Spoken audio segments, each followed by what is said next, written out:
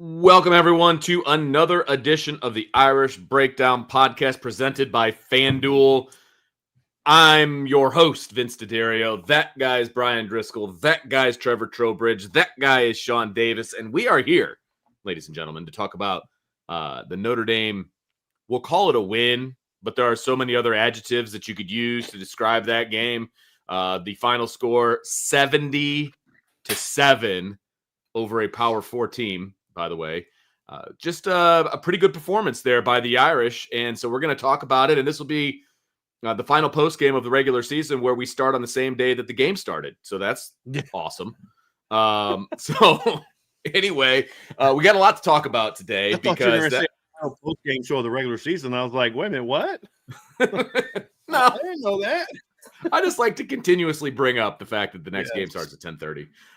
Anyway, so here we go, guys. Let's talk about this thing. I mean, I've never seen anything like this before in my life as watching football. The fact that Notre Dame had 21 points before the offense even took a snap. I mean, where do you go from there? So, Brian, I'll let you kick this thing off with your initial thoughts on this game, sir. Well, I think the biggest thing is just note to the rest of college football, stop pissing Notre Dame off. Because every time you do, something like this happens. I think this is a team that played very motivated.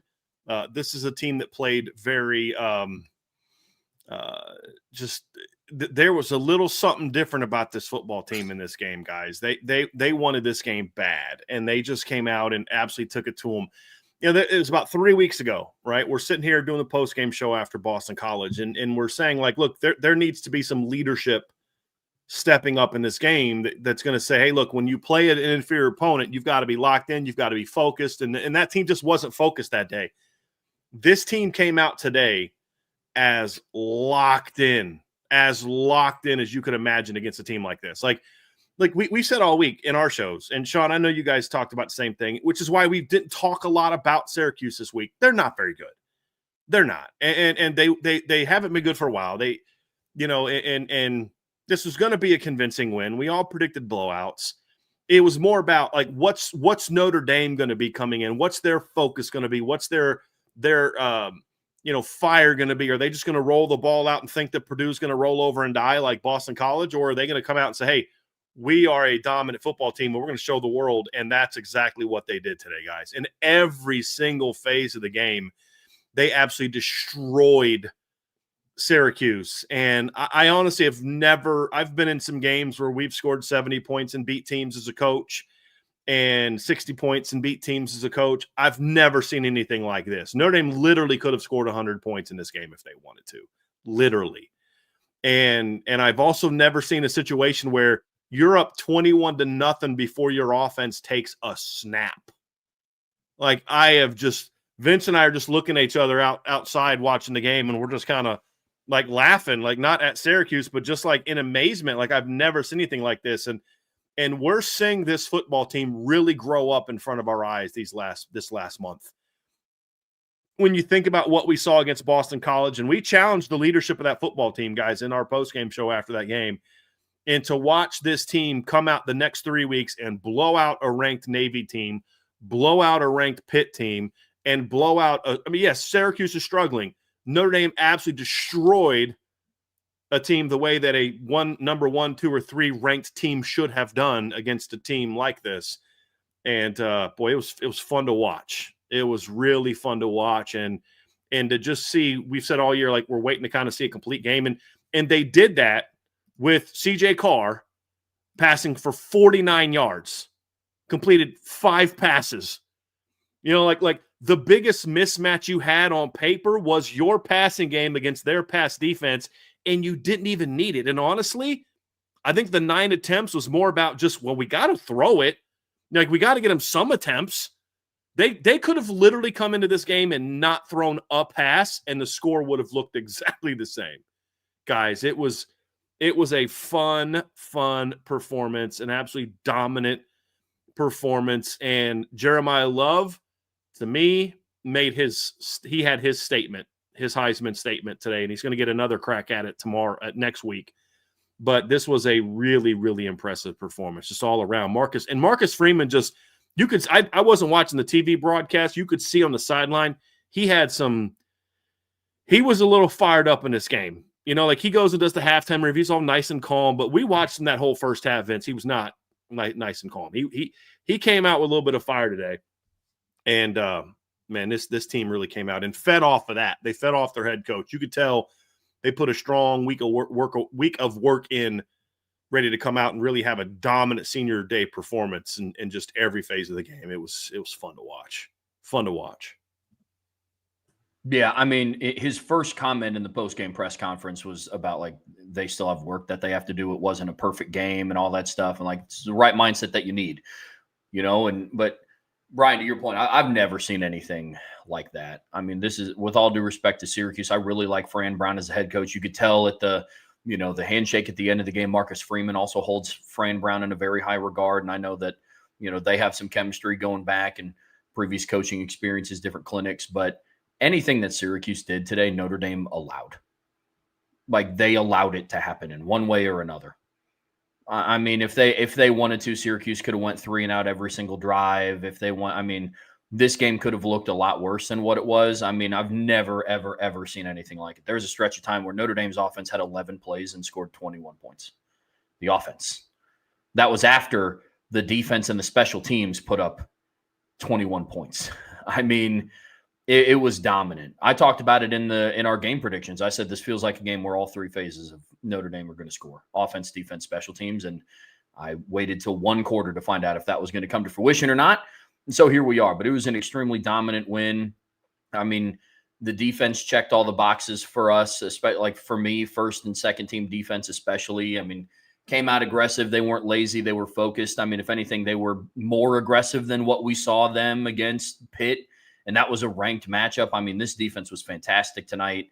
The offense was just, I mean, with the help of the 2 other phases, I mean, they scored the most points in Notre Dame Stadium since 1932. I mean, that's just, the performance was nuts.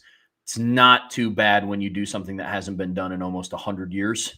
So that's a pretty good day at the office. I know we'll talk more when we dive into offense and defense, but this team came out focused. They came out prepared. They heard the noise. They heard the noise about who should be ranked where and why this ranking doesn't make any sense. And, this is what Miami did to this team. And Notre Dame was like, okay, we'll score as many points as Miami did in the game in the first 12 and a half minutes. That's what they did. It's an impressive, dominant victory, man. Dominant. Just real quick before I get to you, Sean, I wanted to throw this out there because our friends at FanDuel had Jeremiah Love at plus 3,000 to win the Heisman Trophy prior to this game. His odds are now plus 700, in case you were curious. And so that is a tremendous jump in that regard, and not surprising after you average over 20 yards a carry in a game. So just want to throw that out there before we get your thoughts, Sean. No, just for me, what Brian and Trev said, it's not too much that could really be added to that. As far as the game, big picture for me, I just think the totality of this game on this senior day, and pretty much it's Marcus Freeman's team. This roster is pretty much his roster. This is his first recruiting class. And, whether it's Eli Raridan or some of the other guys that are going to be leaving, I'm sure it was a pretty emotional day for Marcus Freeman, because honestly, this class, and Brian and I talked about it, just looking back at the class when we were covering those kids coming out and then seeing them practice, because I think they were getting ready to head into that matchup against Ohio State on the road, and just watching them in practice and saying, yo, they really had some, like Benjamin Morrison, jumped out in practice, and Eli Raridan jumped out in practice, and you're saying, and Emil Wagner, we were wondering, like, man, he's small, but we saw him like collapse the defensive line in practice. And we were like, okay, like, yo, they've got some dudes here. And to see them mature and get to this point, and today was just an example of how that foundation led to 23, which was the class that was like the most boisterous about, we're going to change things, we're going to win. And then you get to 24, 25, and now having a top 3 to 5 class coming into 26. It is just really today was just kind of like an exhibition of the hard work behind the scenes over the last 4 years that kind of led to this dominance, because the roster is that good. Like literally the roster is that good, and we tried to share certain things from the limited time we had to watch the team in practice in the spring and fall. But it was like, you could see quickly, like, oh, they're different. Like the transformation is complete. Like the transformation is complete. They're different.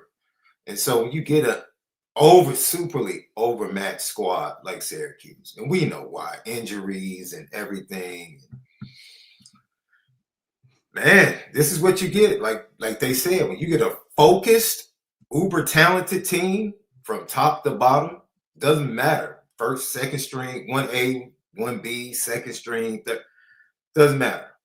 They're going to roll. And that's what they did. And it was absolutely impressive. But I think for this type of game to happen on senior day, where you celebrate Marcus Freeman's first recruiting class, which really was the foundation of him being audacious and saying, we can go get difference makers to come here to Notre Dame. And you saw difference makers in every group, especially defensively. It didn't matter which group came in defensively, you saw difference makers. And so for me, that's what this day was all about for me, big picture. Like, literally the transformation in my mind is complete. And now we get to see how it manifests itself for the rest of the season and into the playoffs. It's pretty cool. Pretty cool day. Vince, I think another aspect, and we haven't had to talk about this quite as much this season. I mean, there's been a couple positions, but you talk about how dominant Tay Johnson has been the last few weeks, and he's like really coming to his own. He had 2 picks against BC, almost had a third pick, should have had a couple, almost had 2 pick sixes. Put his knee down, and then he then steps in front of another one, just couldn't quite haul it in. He comes out, plays great against Navy. He has a phenomenal game against Pitt. Has 1 pick six. As I said last week, if Drake Bowen doesn't tap down a pass in the end zone, Tay's got another one. He goes down. He gets hurt during the week of practice. He's not playing. And Jalen Strowman replaces him and goes out there and actually has like the game of his life. You talk about losing Billy Shrouth, who was your best offensive lineman when he got hurt. And we've seen Sullivan Absher just steadily get better and better and better each week. You see Joe Otting have to replace Ashton Craig, who was having a heck of a year. And he keeps getting better and better and better and better each week. And you just watch this football team play, and you're saying you're starting to see, and I think maybe it happened a little bit later than last year's team, because this team I think is a lot younger in a lot of key spots than last year's team. But you're starting to see this team really come into its own from a personality standpoint, from an identity standpoint, from a I don't say like a toughness standpoint, not like a physical toughness, but just an overall edge, an overall mental toughness, physical, like all of it together, where things just don't affect them the way that maybe they did earlier in the season. And this team is coming out with a little bit of sort of like an edge that we were kind of looking for. You listen to Jeremiah Love in the post-game press conference last week against Pitt, and he looked kind of like ticked. They didn't respect us. And like, that's not normally Jeremiah's. He's normally like, he's a real nice, kind kid. But like something during the week of practice was like, these guys are mad. And you kind of saw them come out in this game, and they play with a chip on their shoulder. They were fired up. And I don't know what it is. I don't know if it's just all the people yapping about them all week. I don't know if it could be something. It could be that. It could just be that they see what's in front of them, and they want to go seize that moment.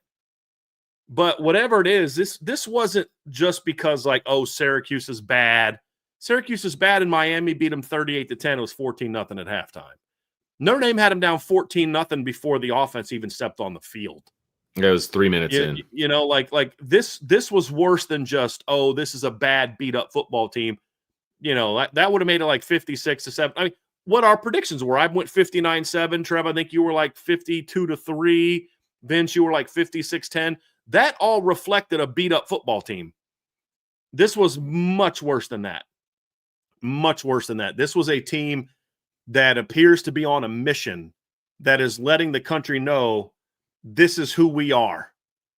This is who we are. And maybe it did take a little bit longer than last year's team. And you've got one more game of focus to show it, but this team is really starting to peak, fellas. And we talked last week, when are we going to see this team peak? I don't want to say we saw that this game because, again, Syracuse is not a good football team, but we've seen this team now get better to me 3 weeks in a row and play really lights out football in all three phases of the game. So I could not be happier about this team, Vince. I mean, look, Vince, you and I were there in the press box. We started the game. We always start kind of outside because we want to hear the energy of the crowd. We want to just it just gives you a different sense of the players. You can see the sidelines. The crowd was great to start the game, by the way. They were very loud to start the game. So props to the Notre Dame fans that were in attendance. Now, of course, the team gave them a lot to cheer about, but it was a packed stadium. Like usually when you have some of these, we've seen some senior day games lately, like last few years where they're not playing a very good team and it's cold and it doesn't fill up. This place was packed.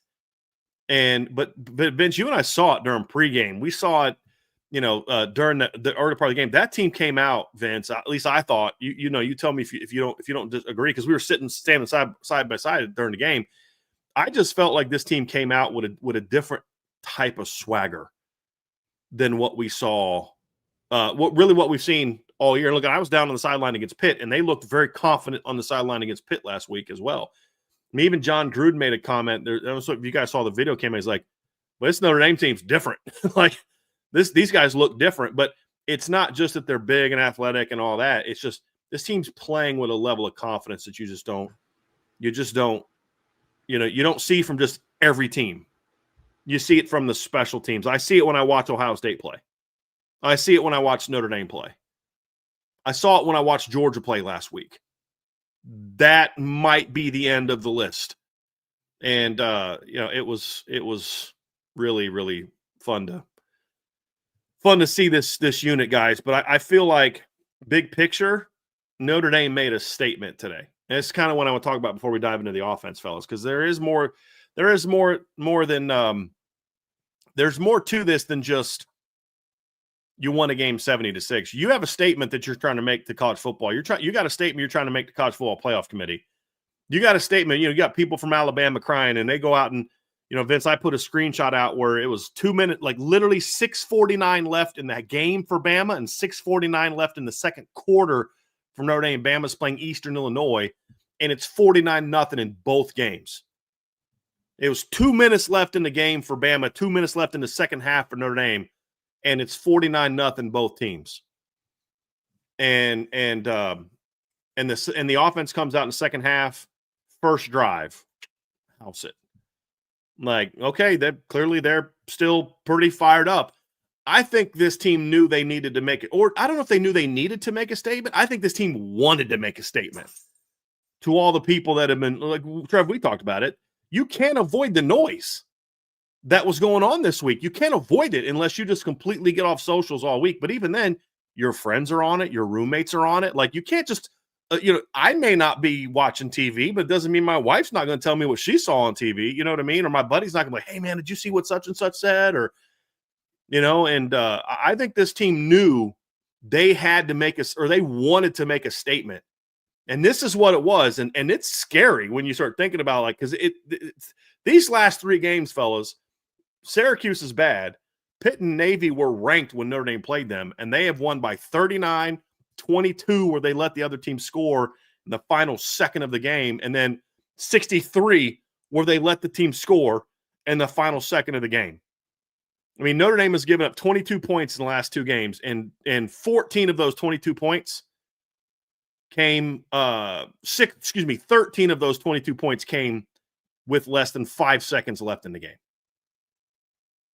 Like, this team, I felt, you guys tell me if you agree or not, but I felt like this team played like they knew they had a statement to make, and they wanted to I keep saying knew, they wanted to make a statement, and they wanted to let the college football world know, like, y'all not going to talk that noise about us because you won't like me when I'm, it's like Sean, you and I are old, right? Remember the old Incredible Hulk on TV? You won't like me when I'm angry. You know what I mean? And that's this Notre Dame football team. Go ahead, Sean. No, I was just going to say, Brian, you're absolutely right. I think there is an urgency. I think we heard it last week from Drake Bowen prior to the Pitt game when he was talking to the media, and he was asked about, what is a loss? What does a loss mean? What do you mean? The season's over. We're done. Like, that's their urgency. And it just goes back to what all of us talked about, like the first, 3 weeks? Like, where's the energy from this team? And now you see it like in abundance. It's just offense, defense, special teams. And, it's so funny because it's Vince's fault. It's all Vince's fault that I'm super, super focused now on like the snap. I mean, I always counted the extra point. Never paid attention to it. Now I'm looking at every facet of the extra point, but it's needed because it matters. Yep. I'm like, okay, he's kicking it end over end. Yeah, it's nice. It's not side to side. It's not crazy. Like, even if he didn't kick a field goal, at least it looks good. But yeah, that goes to the point. Like, just focus, attention to detail, and then not letting it drop off when you get up big, which is very easy for teams. And I think we've seen that the last 2 weeks. That Boston College game, sometimes you need games like that, right? Because you get better, and then you start to think you arrive, and then you need something else to remind you, yes, this is a lot, but it's not good enough. Yes, this is really good, but we're nowhere near where we need to be. And like Trev said, for Marcus Freeman to say what he said in the post game, that lets you know they're not done. They're not done. So, prayers out to Fran Brown, man.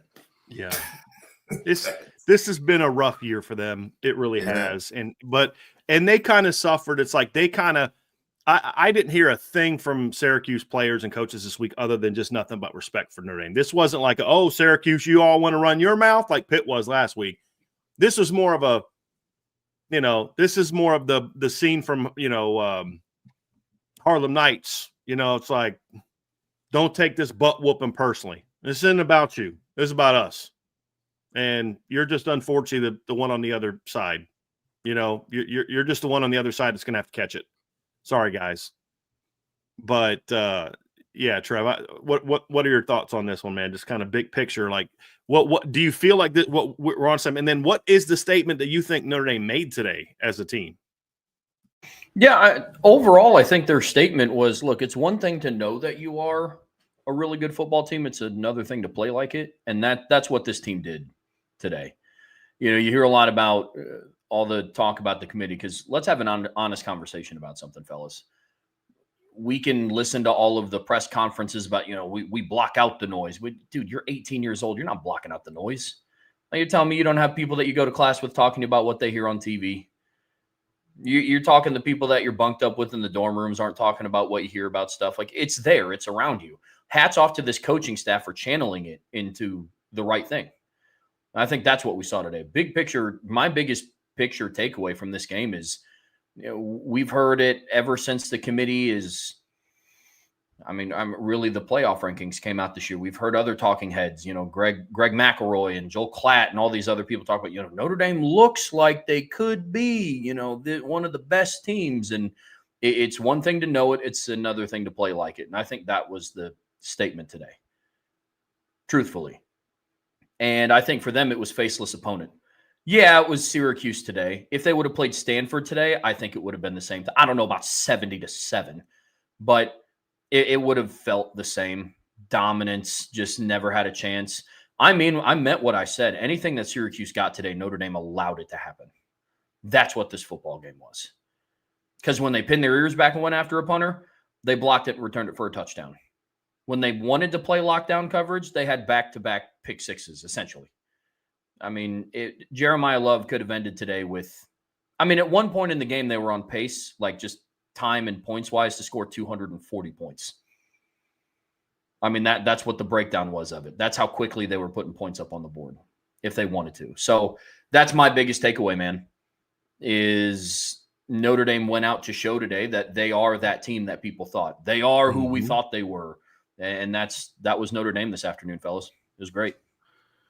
I know we're going to obviously get to the defense. We're going to break down the defense. We're going to break down the offense, all of those things. But to me, my biggest takeaway, because there's stuff to take away from the offense, obviously. I mean, they dominated the line of scrimmage in this game. I mean, all of the running backs that got the ball today were running through holes that you could drive a Mack truck through. That doesn't take away from what Jeremiah Love did, doesn't take away from what Price did, Williams, all those guys. It doesn't take away from that. But they dominated the line of scrimmage. I mean, bottom line. And I don't need to see CJ Carr go out and throw for 300 yards in a game like this, because they didn't need to do that. And there was no need for it. I mean, try. Right. That's what I'm saying. Like, it didn't even. Yeah. So my biggest takeaway from this game, to be honest with you, is the defense. I mean, defense is playing very, very good football right now. Syracuse couldn't sniff yards in this game. When the starting defense was on the field and they were playing starting defense, defensive football, Syracuse couldn't do anything. They were trying to throw screens. They were trying to run the ball. They were trying to throw the ball. They were trying quick game. They were trying long ball. They were trying all of these different things, and nothing was working. And you'd have thought that Drake Bowen and company had, the earpiece in their helmets, then they knew what plays were coming. I mean, they were meeting running backs in the backfield. They were covering screens. They were doing all the things that, like, they knew what the script was going to be. The defense, from where they are now on November 22nd to where they were on August, whatever it was, when they played Miami, light years difference. And that's from the coaching staff all the way down to whoever's rotating in on the defensive side of the football. And that is what is going to get this team where they need to go. We know they can score points. And even when CJ Carr wasn't having great games the first couple of games, they still scored points against A&M and Miami. They just couldn't stop him. He threw for 290 some yards against Texas A&M. He didn't play well against Miami, but he, first half against Miami. Right. But the point that I'm making is the offense wasn't what the offense is now back then. Like, the offense can score points. Like, I am fully convinced of that. I was real nervous about the defense after the first couple of weeks for numerous reasons. Obviously, we all were. Defense has come into their own, man, and they are playing with their hair on fire, man. And it is so much fun to watch. And it's also fun to watch opposing coaching staffs just have a blank look on their face. Like, guys, I don't know what else to call. Like, we're calling everything in the playbook and nothing's working. And it is fun to watch, man. Like, that is my biggest takeaway from this whole thing, is watching this defense play. It's just good stuff. Hey, it's like Tecmo Bowl, right? Right. Like, if the guy just picks the same play you picked, it's like, unless you have Bo Jackson, there's no way to beat the play, right? It's great. You're absolutely right. It's like just frustrating, right? And you could just see you could see, like, immediately Fran Brown knew, like, how many times did they just throw the screen? Like, just throw a screen. Just run the ball on 3rd and 6. Like, they knew they couldn't protect the quarterback. Like, it was very clear early on that, like, they knew they were in trouble very early on, and he has to protect his kids. And it got like Notre Dame, honestly, guys, called the dogs off in the middle of the second quarter. Correct. I mean, just they weren't letting really CJ throw the ball downfield. Like, they weren't really trying. I mean, they're running mid zone every play, and it's just going. And I think, like you made a point about the O-line, Vince, and I'm not taking it anywhere. I think it says a lot about Jeremiah Love and Jadarian Price, because if they get good blocking, they're going to not even get touched, because nobody can tackle them in space. It's just everything was just clicking today, boys. I mean, this is one of those performances where you just look at it and you say, this team, like I said, this team had a statement to make. This team, like when they play like this, like, you're going to look at this and say, okay, they beat an FBS team more convincingly than Alabama beat a a FCS team. Like that's dominance right there. I mean, that's absolutely dominance. And like I said, I think this team came out today and said, "Hey, we've got a schedule." Well, I'll put it this way: people, Notre Dame played a bad Syracuse team. Okay, cool. Notre Dame played a 3-8 FBS team, Power 5 team, and beat them 70-7. Alabama played a 3-9 FCS team and beat them 56-0, and needed 2 touchdowns in the fourth quarter to get there. So, like I said, statement was made. And Alabama came out, finally ran the football. Hey, good for you. You ran for 269 yards. Well, let me give you a little stat. Jeremiah Love and Jadarian Price today rushed for 241 yards and 4 touchdowns on 12 carries. Notre Dame ran for 329 yards and 6 touchdowns against Power 4 team. So I don't know what Marcus Freeman said to his football team this week. I don't know what Chris Ash and Mike Denbrock did in practice this week, but they had this team ready to come out and play with fire. And I've never experienced a game like that, guys. Like, we watched them play an FCS team that wasn't very good 2 years ago. We watched them beat Pitt 58-7 a couple years ago, and it was an annihilation, and it wasn't anything like this. I mean, I literally have never seen anything like this. It was 49-0 at halftime, and that's because Notre Dame called off the dogs in the second quarter. Yeah, I mean, literally. I mean, they dominated all 3 phases of the game. I mean, they block a punt. Yeah. They had 2 pick sixes. They took them 2 plays to score a touchdown, and then they get the ball back, and I think it was 3 plays to score. They had 5 plays offensively. They had 2 touchdowns, and they did whatever they wanted. I mean, they were doing whatever they wanted on both sides of the ball and on special team. They didn't even try to block a punt after that. You know what I mean? They're like, yeah, they did, because they almost got a second one. Yeah, and Freeman was like, hey, man, no more trying to block punts. They could have got another one in this game. Absolutely, they could have gotten another one, because Syracuse punted a lot in this game. They could have easily gotten another one, because if Jalen Strowman didn't get that block, there were 2 other guys that were right there that could have very easily gotten a hand on that football. So they were putting a lot of pressure on that punter and on that punt team. So the point is, they were dominating on all 3 phases of this game. And that's what you want, right? Isn't that, we talk about it all the time, whether it's, a baseball team playing great the last 15 games of the season going into the playoffs and, all of these different things. Well, last few games, you want to be playing your best football. That's kind of where Notre Dame's at right now. Can we say that they're not playing pretty darn close to the best football as a team, putting up 70 points in your final home game of the regular season? I mean, this is where you want to be as a team. As we wrap up this part of the section, guys, and we get to the offense, I think that's the thing that the committee's been saying about Notre Dame. Is guys, we watched them play. This team's as dominant as anybody in the country outside of the team in Columbus, who's been kind of doing that all year. Right now they're playing at a level that you just don't see. And I mean, you look at because I think Ohio State's the best team in the country. If I was doing a poll and you were to ask me who are the best teams in the country right now, and not take resume aside, I'd still put Ohio State number 1, because you guys know my stance on that. You're the champs until somebody beats you. And they're going out and playing dominant football. But, they scored 86 points their last 2 games against UCLA and Rutgers. Notre Dame has scored 107 against Pitt and Syracuse. They're playing at a level, that defense that they have has given up 19 points in the last 2 games against UCLA and Rutgers. Notre Dame has given up 22 points to Pitt and BC, and 2 of those touchdowns were scored in literally the last 5 seconds of the game. Literally the last 5 seconds of a game. So I think that's the point. The committee is that they do evaluate how teams are playing now. They can say all they want, they don't, but they do. And when you watch this football team, there may be teams as hot as Notre Dame. There's nobody hotter than Notre Dame right now.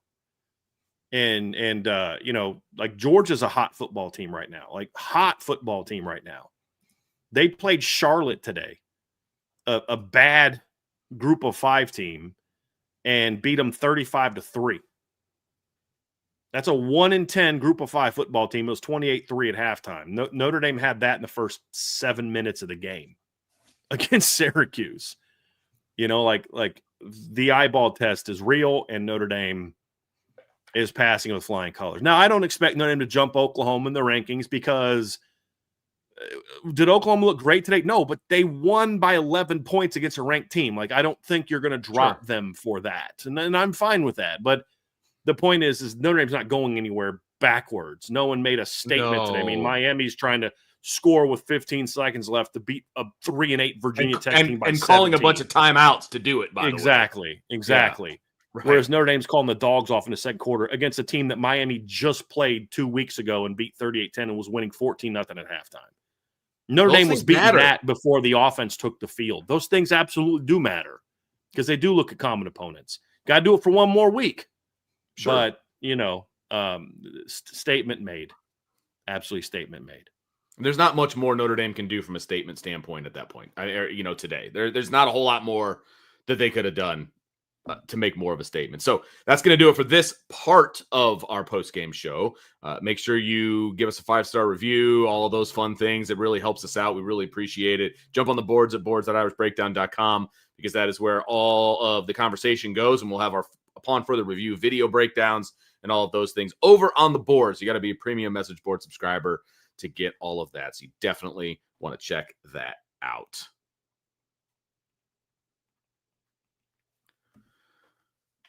All right, boys, let's roll into the second part of our show. This is the Irish Breakdown podcast presented by FanDuel, and we're going to talk some offense here. And there's a lot of offense to talk about.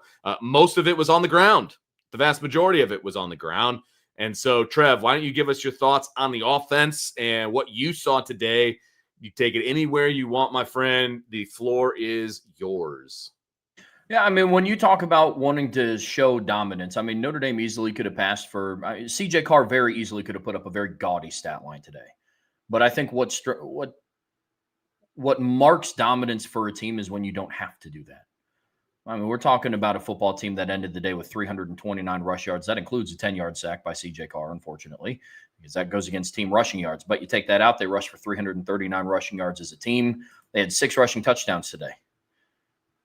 And 5 of them were 25 yards or longer. Their shortest touchdown run of the day was 14 yards. I mean, and let me say this, and I know we're going to talk about this later on, but this kind of fed into what Brian and I were talking about on Thursday when we were going through game records and players of the game. If that was Jeremiah Love's final guaranteed game in Notre Dame Stadium, what a way to go out. 68-yard touchdown run to send you off. That's dope. Like, yeah. I'm taking the analyst hat off for a second because we're all still fans here. That is a heck of a way. That's the best Notre Dame running back of my lifetime. Like, that is sweet. Like, that is sweet. What a way to go out. But when you talk about this game, the dominance on the ground was undeniable. CJ Carr passed the ball 9 times. Argument could have been made. That could have been 8 times too many. I mean, he just didn't have to today. And that's what's so impressive about what this victory was. I thought the interior of the offensive line was dominant. They got a really good push in the run game today. I mean, Vince, you talked about the holes that they were able to run through. If you call them holes,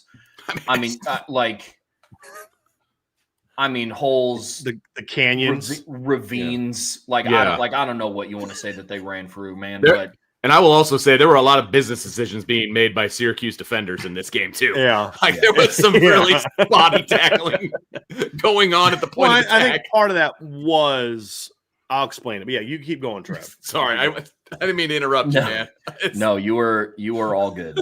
Come on, Vince. I'm the only person allowed to interrupt people on this show, man. Come on. Right. It's in the contract. I signed it. I'm the only person allowed to interject and interrupt people when they're on their great monologues and diatribes. Come on, man. Go ahead, Trevor. You have the floor, my good sir. Thank you. No, but I mean, I said it at the start of the show. Notre Dame's first 3 drives was 11 plays. Offensively, 11 plays combined, they put 21 points on the board. I mean, I would argue they called the dogs off. I mean, their what would that be? Their 3rd drive of the game offensively started in the first quarter, ended in the second quarter. At that moment, they were like, yeah, we can pump the brakes on this thing because it's 42-0.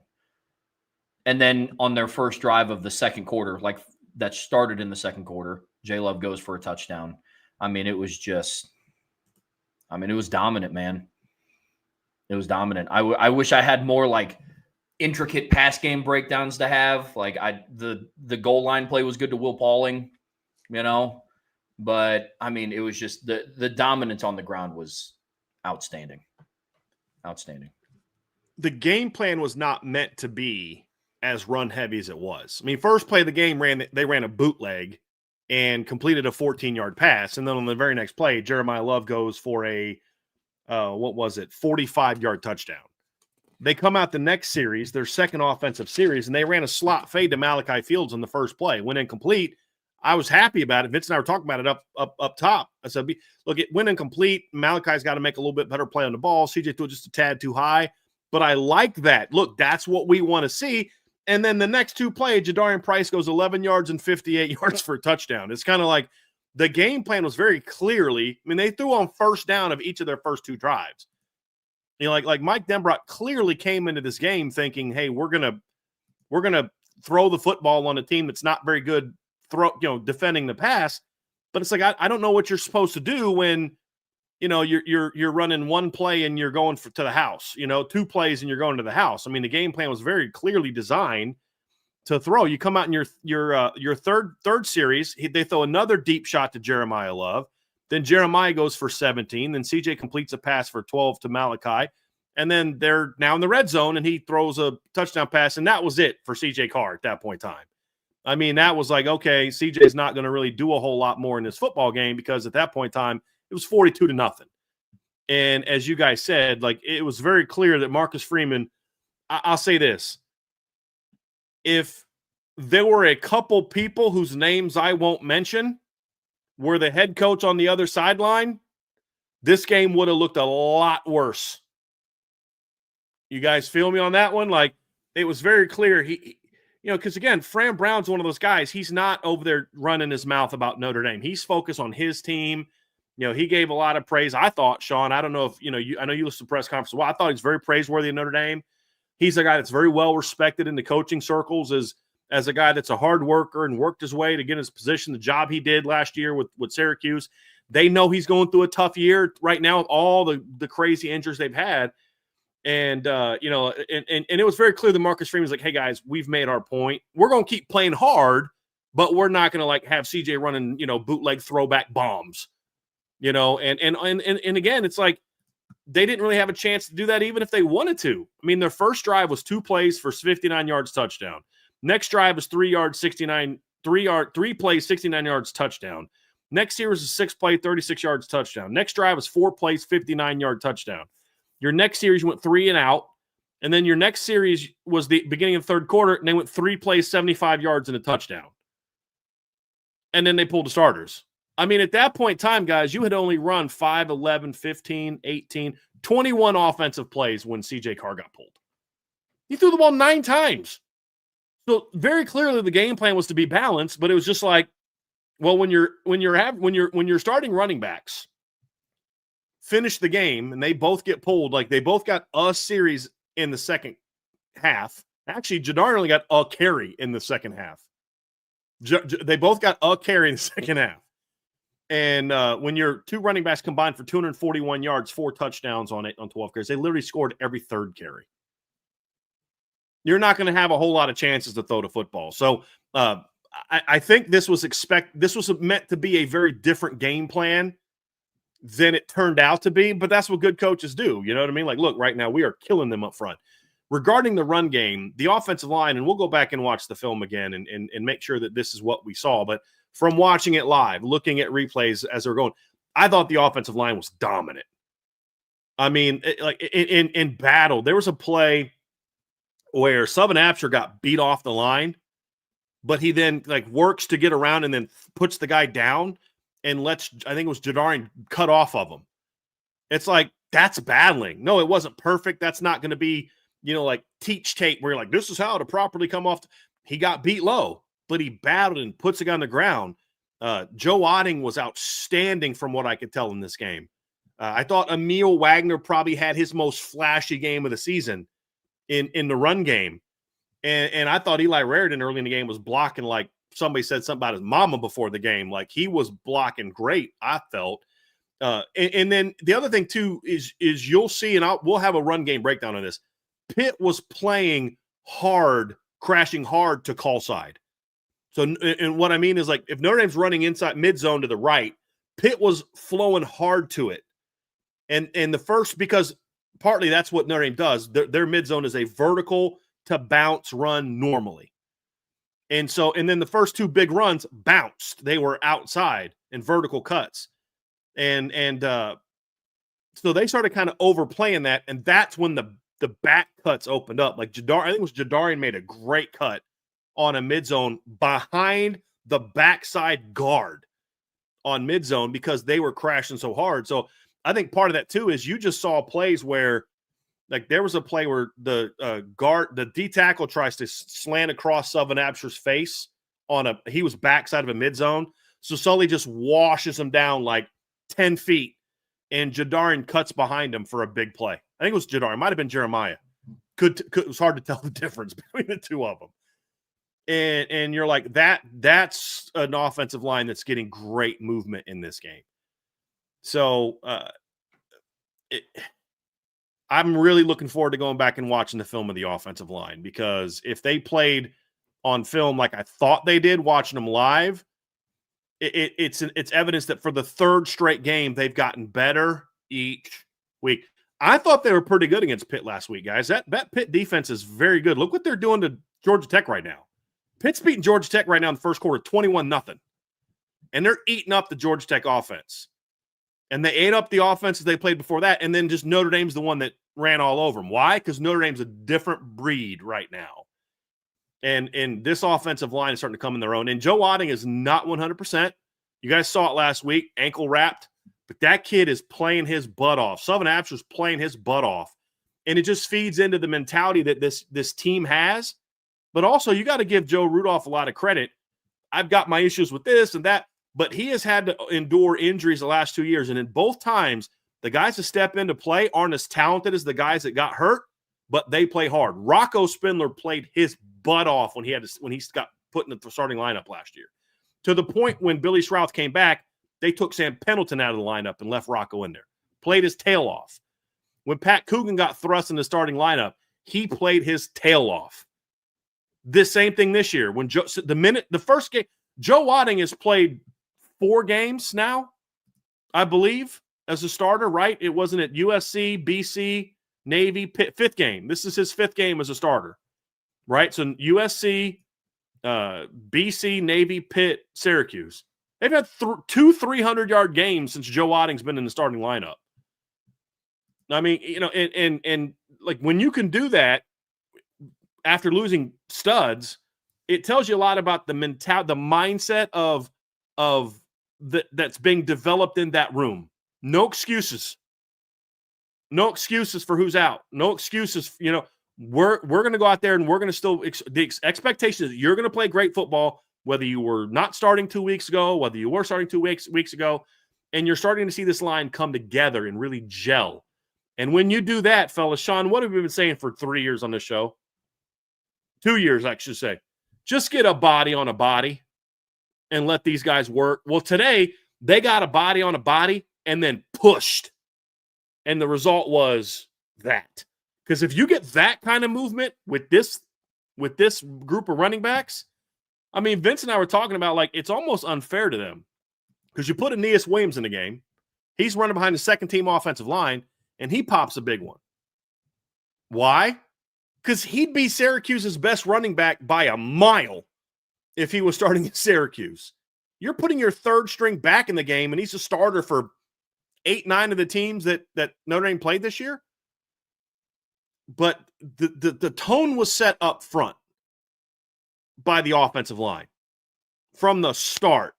And then, of course, Jeremiah Love and Jadarian Price did Jeremiah Love and Jadarian Price things. But, like, I don't care how good you are as a running back duo. Fellas, you don't go for 241 yards, 4 touchdowns, and 12 carries against a Power 4 team if your offensive line's not dominating. And they weren't getting touched. It wasn't like the Navy run where they spun Jeremiah around and he just never went down. Guys, they weren't getting touched. Like, that was dominance. Now, again, part of the reason they're not getting touches because their ability to set up blocks on the second level is elite. It's elite. So that was a fun game to watch if you're someone who likes physical offensive line play. And Sean, look, honestly, if Notre Dame wanted to, there was pass game stuff open all day. Syracuse is playing way off with their corners. If they wanted to, they could have done exactly what they did running the ball. They could have had 329 passing yards on 24 pass attempts if they wanted to. They could do whatever they wanted to do in this game today. Yeah, you said it. Trev pointed it out. 49 offensive points in 18 minutes. They had the ball 18 minutes and put up 49 points. Syracuse had the ball for 80 plays, Sean. Yes. They only had 280 plays. Notre Dame's offense only had 39 plays in this game. So, you think about that, you think about this offense, you just think about, as Vince said, what do you do? What do you do when you're sitting in the film room as an opposing coordinator? What do you do? How do we stop this run game? And if we stop the run game, we leave ourselves susceptible to the big passing plays that CJ Carr hunts week after week and has done a good job of producing. Oh, now they're unleashing the big 6'7" tight end. Now he's getting hot. Oh, now they're actually using Malachi Fields. And then you go to the other side of the ball, and it's like they're shutting the run down. Well, the secondary is not. Yeah. Oh, they lost their hottest player in the secondary. Oh, the guy that replaces him only blocks a punt, pick six, stop on fourth down. It's like, what do you? It is looked like he almost forced a fumble. Absolutely. So, when you think about it, just speaking from the offensive standpoint, they almost have to sit back as coaches on the offensive staff of Notre Dame and say, I know Jawan Sider just has to sit back and say, I'm never going to have it this good. I'm never going to have it this good as a running back coach. Probably ever again. Javian Osborne and Jonas Walton are at home right now going, okay. Yeah, I hope they are. I hope they are. Because them's be some big shoes to fill, young man. That's right. And size 16. Like Ronald McDonald clown shoes to fill next year, brother. That's what those things are. Shaquille O'Neal's shoes aren't big enough for what we're talking about next year. No, but we're talking about 49 points in 18 minutes. They didn't even break 100. I think it was like 60-something between both quarterbacks passing the ball. And like you said, I'll say this. I don't know if you guys caught this. Marcus Freeman, I think, after the second offensive touchdown, just had this look on his face where you felt like he started to get like, man, how do I not pull the reins on my guys, but not embarrass this team? Because he could see where it was headed. He knew what they could do. And it was like second quarter, he's sitting there like with this look on his face, like, man. Because he got upset and called a timeout on the defense. Yeah. Because they tried to a slow play the change and get a penalty on Syracuse. And he called the timeout, was like, no, don't do that. You could tell. He was ripping Al Washington's booty on the sidelines of that, yeah. And you could tell he was like, dude, I'm not Narduzzi. I'm not one of these jerks as a head coach. That's not what we do. We're here to play hard, win the game. We're not out here to embarrass people. That's not what we're here to do. Not this team. Not this team. You know what I'm saying? Like, might have been willing to embarrass a couple other teams if they, but your at point is absolutely spot on, Trevor. I mean, Sean, it was obvious. He was like, guys, keep doing what you're doing, keep playing hard, but we're not going to be running like reverses and play action, throwback bombs and stuff like that. Yeah. I think it's safe to say that all four of us could have gotten through the holes they provided the running backs today. I'm getting at least 5 on a couple of them. At least 4 or 5. Yes.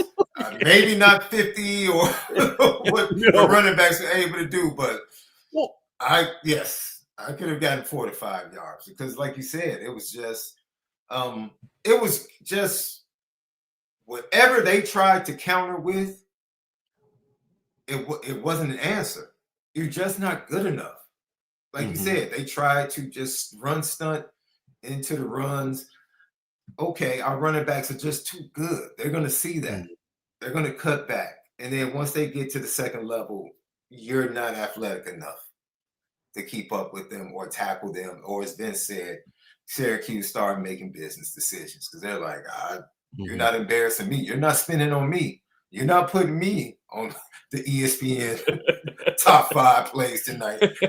You're not doing that. So, yeah, look, man, it was just really – this was one of the weirdest games I've seen, right? Because you knew once special teams and defense did what they did, you knew that the offense wasn't going to do a lot. And they were going to have limited opportunities. And boy, did the running backs take advantage of those limited opportunities. It's like, and you thought maybe they don't put Jeremiah back out on the field in the second half. I understood the decision to do it. I think it was a right decision to do it. Is like, look, let's get him one more series. Let's get him some more yards because you are kind of, you can't ignore the fact that your star running back's in the Heisman conversation. And I don't, 7 yards. I think he had 7 at the time. I think he had 7 carries for 103 yards and 2 touchdowns. Good day work. You just give him the ball once and he goes 68 yards, and you're like, okay, thank you! Exclamation made. And he's now got 8 carries for 171 yards and 3 touchdowns. It was an impressive thing, Sean. Because like you said, they weren't running it up; they're just running their mid zone, and Syracuse couldn't stop them. They threw the ball with Kenny in the second half. They should have thrown the ball with Kenny in the second half. You got to let your kids get some work, but it wasn't things where they're like doing things where they're necessarily trying to create the 60-yard play. It's just kind of how it went. And they definitely called the dogs off defense on defense when they put the second string in the game as well. But offensively, guys, this run game is starting to really heat up. And, I'm sitting there, I got the Pitt Georgia Tech game on, and it's 21-0, and Pitt's driving. And if you're Pitt, you're like, they look so much faster this week. Pitt does. Why? Because they just played Notre Dame last week, and Georgia Tech's going to look slow as molasses on defense when they're – I'm being serious. I'm not even joking. Like, that's the level this defense is playing at. Not just the talent, but the way that they're allowing them to attack. And the same thing with Pitt's defense. It's like after playing Notre Dame last week, it's like, sorry, Georgia Tech. Haynes King's a great player and all, but you guys, do you know what we just had to go against last week? Brian, you know that Pitt wasn't trying last week. Yeah, right. The game didn't matter. Right. Yeah, right. You know this. Yeah, trust me, I was down there on the field during pregame. It mattered. It mattered. But no, just offensively, guys, this was a statement. Like, yes, it was a statement performance by the entire team, but it was also a statement performance by the offense. And then I think they put Jeremiah in or Jadarian in on the next series, and he had 1 carry for real good yards, and then they yanked him too. Because it's like I understand the desire to maybe put him back out there for one more series. Maybe he rips up another 40 yards overturn, but you just can't take that chance. Well, and they also he was in there behind the number 2 O line, and I'm not saying the number 2 O line. No, I'm talking about bad. Jeremiah. I thought you were talking about maybe you Price. keep like the starting offense out for one more series and see if Jeremiah can rip off another one. But at that point in time, it's like now you're starting to pressure luck a little bit. So I was fine with what they did is they had the one series in the third quarter. He houses it, and I'm like, okay, guys, he's got $171 and 3 touchdowns. We're good. Yeah. Yeah. And that is, look, that's an offensive performance that we all wanted to see. It made sense when they took everybody out. When they took them out, they had Jadarian. To my point earlier, they They allowed Jadarian Price to get one carry behind the number 2 offensive line. And I looked at both you and Sean. I was like, is that really something they should be doing right now? And then that was it. They took him out. And that was fine. And then they put Aeneas in, and then, of course, he rips one off as well. So they took him out at the right time. I have no problem with them going with the ones after the first, for the first series in the third quarter. It is what it is. They're not trying to run it up. They're just trying to run their offense. Like you want them to be able to run their offense, give them an opportunity. I mean, let's be honest, guys. They didn't really, if you look at the drive chart for Notre Dame's offense and the amount of plays that they had the ball, the most plays that they had the ball for a drive was 7 plays, and that was the second to last drive of the game. And it was 7 plays, 39 yards, and they scored a touchdown with the backups.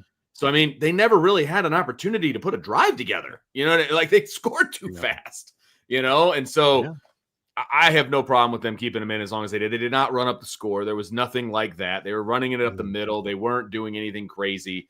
I mean, even when Kenny Minchie kept the ball on that read option, he was not running full speed. Like he was look like he was out for like a jog around the neighborhood. Like you know what I mean? Saturday stroll around the yard. Yeah. I mean, they were not trying to run up the score, man. I promise you. If you actually watch the game. Yeah, I mean, it got to the point where I was sitting on the couch and Lauren and I were talking about the game. I was like, do they just start like sliding? I'm not trying to take a shot, but legitimately, Sean, to your point, you could kind of see the internal conflict going on in Freeman's face of just like, we're not running 2-minute. We're not throwing bombs like we're running mid zone. Like, and they just can't. I mean, it was legitimately to the point where I was like, maybe they just start sliding. Like you see it in the NFL sometimes, like running backs, so like to put the game away, they'll get down to like the 2-yard line and just slide. It's like, do you do that? But then it's like, there's 10 minutes left in the second quarter. I don't really know if you can do that yet. I mean, it was dominant by all accounts. It was so impressive. I want to just add some stats to the conversation here a little bit, fellas. Notre Dame's first team offense only faced 3 third downs the whole game. They got sacked on 1. The other 2 went for touchdowns. You had the 3rd and goal that went for a touchdown. And then the other one was the first drive of the third quarter. And Jeremiah went for 68 and touchdown. So as a team in this game, they went 4 of 7 on third down. So you went 2 of 3 with your starters. You went 2 of 4 with your backups in the game. To Sean's point, Notre Dame only had the ball for 18 minutes and 10 seconds. They went 1 of 1 on 4th down in the game. They went 2 of 2 with 2 touchdowns in the red zone. So, yes, this team is not very good. They went 10 of 10 on PATs. They all looked clean to me. I haven't seen them on TV, so I couldn't tell how square they were. You guys could maybe, Trevor or Sean, tell us if they all looked clean from us. The operation looked clean on all of them. I don't know how, if all the kicks were down the middle. That's confidence boosting for Eric Schmidt. Sure. My point is a lot of the things that we were concerned about coming into the game that needs to get better, third down offense, red zone offense, kicking game, those type of things all got better. I mean, they were all really good in this game when they had the opportunities. It's hard to really measure it because of just how dominant they were, but it was in that regard, those are good things. And you never really threatened a turnover on offense either. Like there wasn't like a dropped almost pick 6 that Pitt had or that Syracuse had or anything like that. Like it was a very clean game. So like in that regard too, fellas, I think some of the situational stuff was, Pitt had Syracuse had more first downs than Notre Dame. Well, they also had the ball like 3 times as long. But my point is like, you run for 68 yards on one play, you're not going to get a bunch of first downs. You know what I mean? Right. Like they had 18 first downs on 80 plays. Notre Dame had 17 first downs on 39 plays. Almost every other play, almost on average, went for a first down. So, and Pitt had averaged 2.6 yards per play. Notre Dame averaged 10.2 yards per play. So, it was, like I said, it was as impressive as a performance as you could take. And look, Notre Dame was 21-0 on points off turnovers in this game too, and it was just, man, it was a heck of a performance, boys. It really was. And just before we get out of here talking about the offense, I want to throw a couple of FanDuel numbers out there for all of our friends that are paying attention, because FanDuel had some pretty good lines out there that you might have wanted to maybe stay away from because you didn't know how long guys were going to be in the game and all of that. So Jeremiah Love, his over-under rushing yards was 129.5. I told my buddy, I was like, nah, stay away from that one. I don't know how long he's going to be in the game. I'm pretty sure he's going to get over 100, but let's not get crazy. That kind of a thing. 171 on 8 carries. I think he got. You were looking wicked smart at halftime, Vince, of that one. Because you're like, I don't know if Jeremiah's going to play the second half. Go ahead, Trevor. Seriously. I also told a buddy who's like, dude, like Love's been hot. Do we hammer his over at 129.5? I was like, dude, he's going to touch the ball less than 10 times. I was spot on about that. But here we are. Yeah. You just didn't know he was going to average 21.4 yards per carry. I mean, think about this. Jadarian Price averaged 17.5 yards per carry, and he was third on the offense in yards per carry in this game. Jeremiah Love was at 21.4. He was second. You know who's first? You had the best yards per carry average of the game? Mr. Jog around the block guy. Mr. King, yes. If he cuts back inside and accelerates on that quarterback keeper, he scores 100%. Gone. I don't know what he was doing. I think it was like, is there somebody behind me? Like, I can't be this open. Like, it's almost like he was waiting on somebody to hit him or something like that. Aeneas Williams he had 4 ball carries that averaged over 10 yards a carry because Aeneas was at 13 yards a carry on his 3 touches. So, 329 yards on 24 carries is the official stat. And that and 2 of those carries were taking a knee. That's true. Good point. If you look at it, technically it's actually 331 yards on 22 carries is what they had total. And then if you take out the sack, they were at 341 yards on 21 run game carries in this game. So they could pretty much do whatever the heck they wanted to do. Oh, yeah. So, just strong day all around, boys. Strong day all around. And in case you were curious, Jadarian Price his number was 56.5, so he also went over. And my boy Leo Schuyler had 2 catches in the game. Love that kid. And one was a nice diving catch. Yeah. Oh, the one out of bounds was a heck of a catch. Yeah. Heck of a catch. Like I've said this before. There's past years where Leo Schuyler could have been in the rotation at receiver. Mm-hmm. Like, he's a good football player, but you're just not going to get on the field on this particular team. So, it was heck of a day. Heck of a day. So that's going to do it for our look on the offensive side of the football, guys. And make sure you hit that like button, that subscribe button, that notification bell. Share with your family and friends. Jump on the boards, board.irishbreakdown.com. That's where you'll find, upon further reviews, some video breakdowns, great discussion, all of the things. And if you're one of those people that just feels the need to get on and complain or talk about the game or whatever the case may be, that's where you go, is over to the boards at boards.irishbreakdown.com. If you want to complain tonight, though, wait till tomorrow. Correct. Yeah, not even tomorrow. I don't. Wait till tomorrow to join. Yeah, because we don't need any of that. There's nothing to really. The biggest complaint I've seen so far, by the way, is that we don't have an injury update on Kingston, and we're not going to get one until Monday unless word starts leaking out. But yeah, I have complaints from the game, but they're more circumstantial. I'm frustrated that like CJ Carr's numbers are going to take a dive.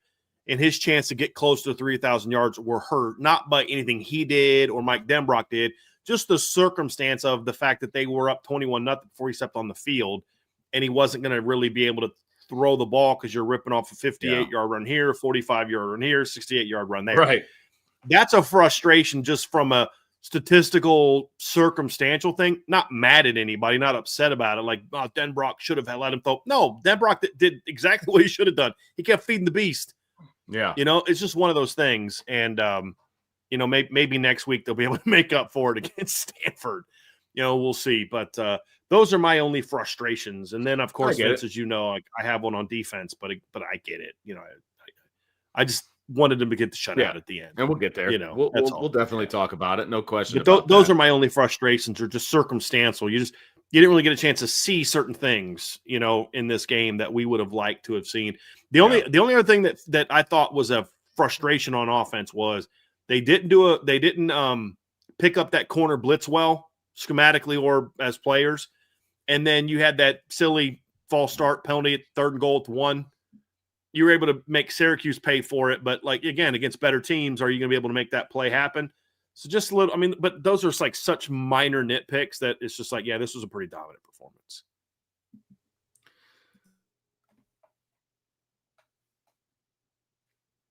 All right, gentlemen, let's talk a little defense on this day where the starting defense certainly didn't give up any points, and the second and third string defense only gave up a touchdown with 5 seconds to go. I'll tell you what, man, the second and third string defense really need to pick it up because they're giving up 14 points in the last 1 total minute of gameplay of the last 2 games. Obviously, I say sarcastically. That's sarcasm, folks. That is Man, Vince is kind of a jerk tonight. What's up with him?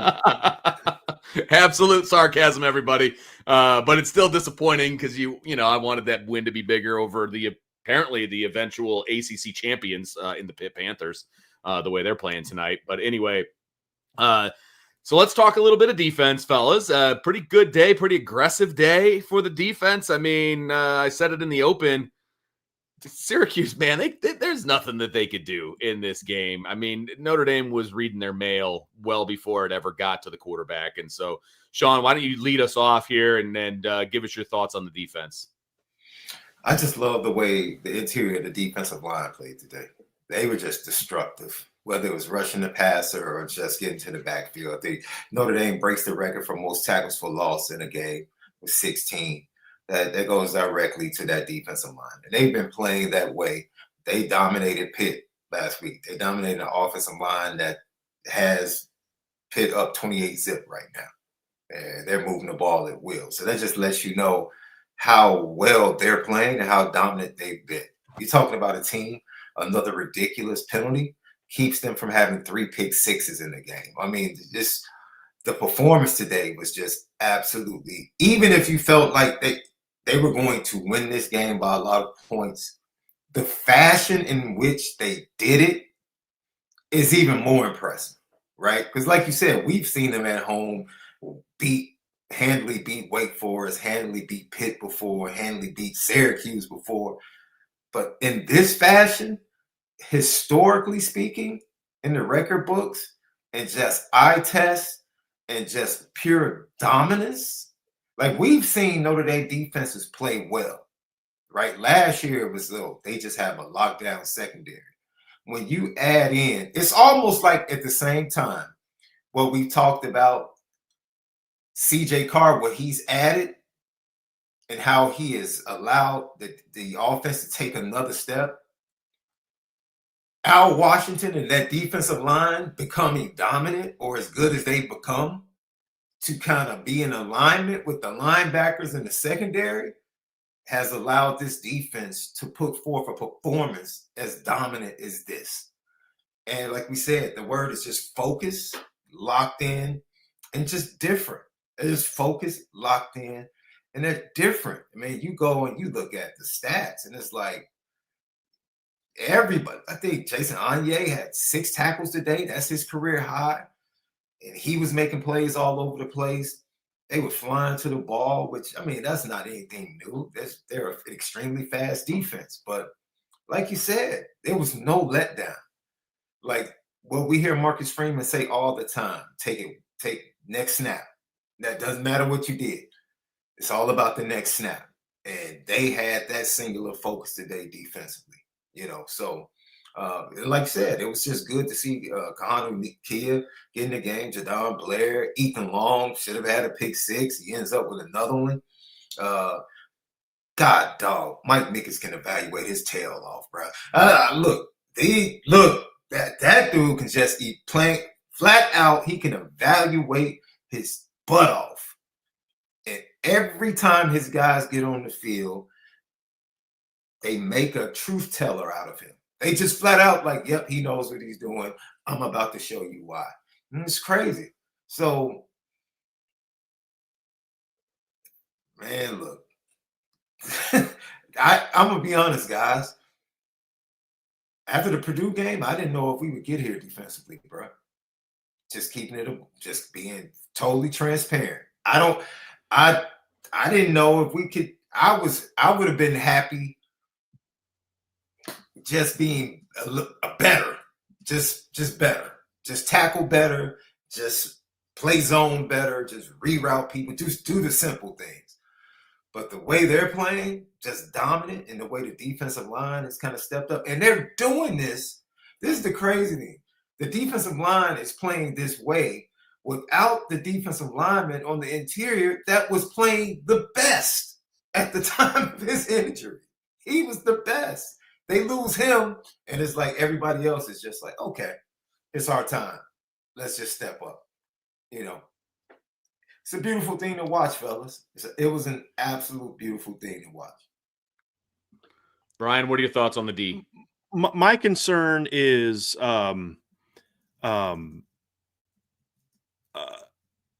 I was concerned coming into the game that because you're facing an inferior opponent, you just kind of sit back. You don't want to take a chance letting them get a big play. And it just kind of always a concern, even though we're like on game like 6 in a row where that's not a concern. It's just kind of like I want to just see it. And they came out, guys, right away and were just going right at Syracuse. And it was, you were bringing, I saw safety blitzes early in the game. I saw linebacker blitzes. I saw twists. They were mixing up their coverages. One of the things I will break down when we kind of do my post-game videos on the premium board, I'm going to break down like the first pick 6, because they were showing off coverage, and then they kind of did like a zone fire, and Jalen Strowman comes down and they don't see him, and and he robs down, and quarterback's thinking, hey, the tight end is there. And it's exactly what he did to Mason Heinschel last week. Showed him a lot of different looks, rolled the different things that maybe a veteran quarterback handles better, but that he's not a veteran quarterback. So there's some things you can get away with because you're playing a freshman quarterback, and that's smart coaching. That's knowing what you're facing. And that's a compliment to Chris Ash and the job that they did. And, but I think Sean nailed the thing that helps it. Like, look, Notre Dame's got a great secondary. They've got talented linebackers. But when your D-line's playing the way that this Notre Dame defensive line has been playing now for 2 months, it's going to be hard for people to really beat you. This is a team that could go out and hold Navy to 100 less yards than their season average, and their best defensive lineman played a grand total of 0 snaps in the game, and Gabriel Rubio was out with an injury. Think about that. Boubacar did not play in that game against Navy. Gabriel Rubio was hurt. Jared Dawson just continues having an outstanding season for Notre Dame. Jason Onye, guys, for the last 4 games is like he's been the Jason Onye we thought he could be. It took him a while to I don't know if it was shaking off the rust or what it was, but he's really coming to his own the last 4 weeks, and he had another strong performance, as Sean pointed out today. He's back-to-back games with tackles for loss. Donovan Heinisch had that bad personal foul, but other than that was very disruptive up the middle. And then your edges were just blowing things up. There was a play there, it was like there were just series where like one player would take over a series. Like Jalen Strowman had a couple like that, where like the first 2 series of the game, I think it was like back-to-back plays. Jalen picks off a pass. The next series he goes out and he has a tackle for loss. And then it was the next series he comes out and he comes downhill and just blows up a run. Then there was the Drake Bowen series where on first down, Boubacar comes off the edge, drills the lineman, drills the puller. Drake scrapes and just flows into the backfield, and just blows up the running back. The very next play, Drake blitzes. The guard fans out, doesn't see Drake coming, blows up the quarterback, and then they try to run a screen on third down. And guess who beat 4 guys to get to the ball carrier? Drake Bowen. And you just and there was a Jason Onye, Jared Dawson series in there at one point in time where they were just crushing Syracuse. There was one play where Jared beat his guy so bad that the quarterback saw him and stepped into the pocket right into Jason Onye. And you're just like, there's nowhere to go. If you're Syracuse, there was nowhere to go. And we saw Notre Dame just playing elite on all 3 levels. And that poor quarterbacks are just like the throw he threw to Leonard Moore for the pick 6. You're just like, he just panicked. It's like, I'm just going to throw it to the sideline. And, Leonard Moore's right there. And so it's been like even early on, first play of the game, Boubacar crashes the backside.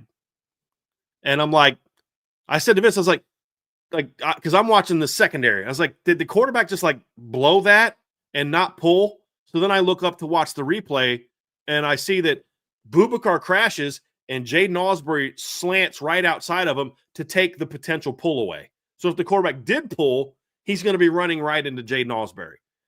And just there were just answers for everything Syracuse wanted to do. But at the end of the day, guys, I've said this a million times. You guys know how I feel about it. And this is looking at it from an offensive coach's standpoint. If you're dominating me up the middle, I don't have a lot of answers. And Notre Dame absolutely dominated Syracuse up the middle with their linebackers, with their defensive line, and then also their secondary. I mean, the two of the bigger hits of the game, one was Jalen Strowman coming down, and the other was a Don Schuler coming down. But if you go look at that big hit that Don had, that was not a blitz. They had two tights to that side, the twins over to the other side, two tights to the Don side, and the one tackle tight end pulled, and then the other tight end blocked down. So Adon just reads his key and just flies downhill and blows the guy up in the backfield. Like, they were just playing dominant football on all three levels, physical football, flying downhill. Jalen Sneed, now, again, I break down the film. Maybe he had some mistakes or whatever, but like second straight game where I thought Jalen Sneed was playing like his hair's on fire, which is important to me because here's why it's important to me. He was terrible against Navy. Terrible, to the point he got benched. And to see him respond by back-to-back strong, smart, sound performances, it's great. Jaden Osbury's been as steady as they have. Kingston, before he got hurt, was crashing the line of scrimmage. So you're just seeing guys, and that's where we talk about the mental toughness. Jalen Sneed has been pretty good against the option the last 2 years. Plays against Navy 2 weeks ago, plays very poorly, out of position a lot, missing tackles, ends up getting taken off the field, and then comes back the next 2 weeks and plays outstanding football. That's what I want to see. Tay Johnson is playing all-American caliber safety the last 3 weeks. He gets hurt. Jalen Strowman, the last time he was a starter, he struggled. What did he do today? Played lights out football. Looked like the guy we thought we were getting from Virginia Tech and just playing outstanding football. Adon steps up with Tay out and keeps playing, big-time football. Saw Devontae Smith making plays on the perimeter. It was just like you where didn't you get good play? Junior had a couple big plays in the backfield. And it was really fun to see that, fellas, when you're able to dominate to the degree that you did. And you talk about 15 tackles for loss, Sean. Boubacar had 3. He led the team. Number 2 on the defense was Jalen Strowman with 2, and Matt Framo 2. So that's 7. The rest of them were one guy. Onya had a half. Dawson had a half. Drake had 1. These are sacks. Bryce had a half. Elijah Hughes had 1. Devontae Smith had 1. Teddy Rizak had 1. Donovan Heinisch had a half. Josh Burnham had a half. It was spread out. A bunch of dudes were just dominating. It was as good of a team defensive performance as you're going to see. And it's top down. Great game plan. Executed extremely well on all 3 levels. And this defense is playing as good as any defense in the country, fellas. It just absolutely brilliant lights out football. It was fun to watch. It's really fun to watch. What about you, Trev? What were your thoughts on the defense? What were your takeaways? I'm upset. I put in a live bet about midway through the second quarter because I kid you not, the spread, not the over-under, the spread for the game was Notre Dame minus 63.5. And I placed it live. Oh, that's a bad beat. Yeah, that hurt. The guy who says I can't predict a shutout did that. Mm-hmm. And then they hit Syracuse hit their over total points for the game. It was at 6.5 for the game, right? Yep, Yeah, sure was. Yeah. Oh, sure man. was. But on FanDuel, I live bet Notre Dame minus 63.5 because I was like, dude, by the way that this game is going, I mean, I don't know what I'm going to see. I have no idea what I'm going to see, but it's going to be good. But in all seriousness, though, the performance today from Jalen Strowman, I can't talk about enough. I mean, I think his performance today embodies what has made this Notre Dame defense, for the most part, because I'm willing to concede that the first 3 games of the season are now the outlier in this Notre Dame defense with the athletes that it has on it the last 2 years, which is the spot that you want to be. Now, there's always going to be moments that we point to. It's like, I wish they would have played a different coverage on third and whatever in this game.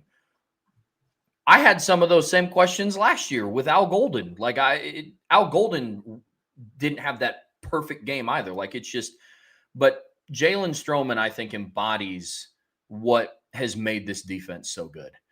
I mean, he's a transfer coming to South Bend, expected to start, just like a safety was last year. But when his number was called, he was ready, he was focused, he stepped back into the starting lineup today and absolutely balled out. He may have had the best 3.5 minutes ever. Bro.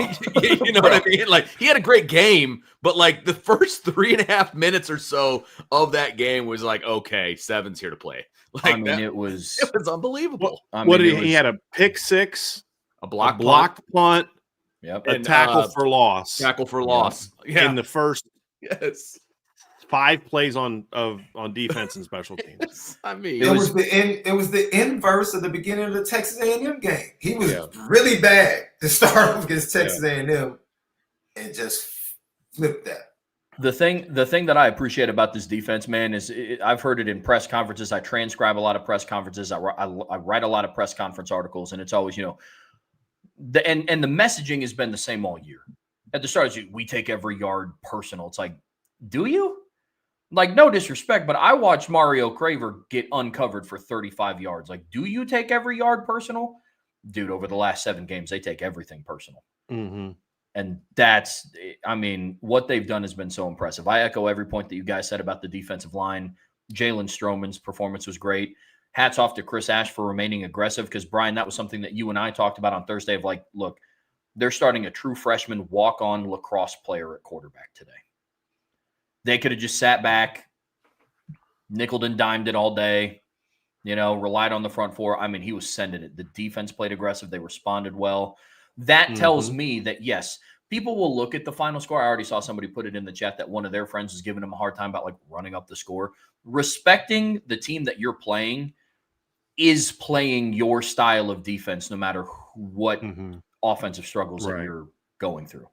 Yeah. And hats off to Chris Ash for having that mentality and calling the game that way until it was, 56-0, then 63-0, then 70-0. The only series I'm upset about on defense is the last one.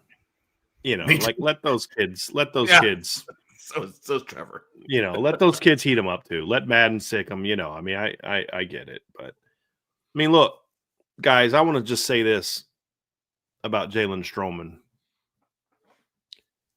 You see with a lot of teams with transfers, if things don't go the transfer's way, they kind of check out. They're not bought in. They're here for a year and then they're gone. A lot of these guys. And Jalen Strowman struggled out of the gate. He was injured in the spring. He was coming back. He only played 1 game last year. He was clearly really rusty.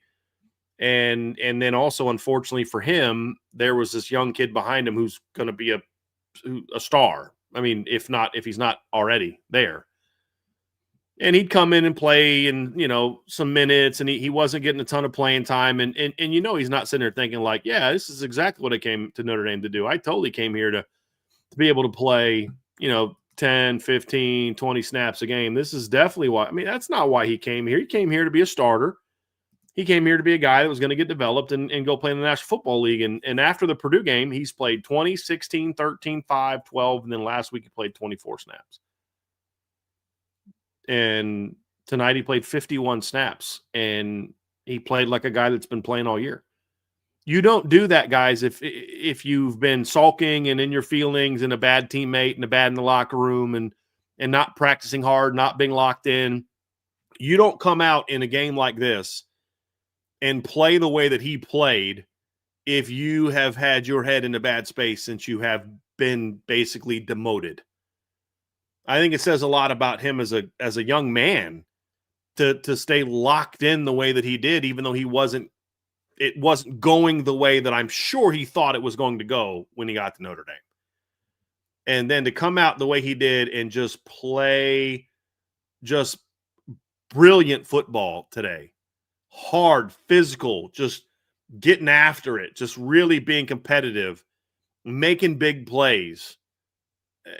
You can't, how can you not commend a kid like that? Isn't that what college football is supposed to be about, guys? Isn't that what we grew up on? It's those young men coming up to be, to be, grown men, handling life, handling adversity.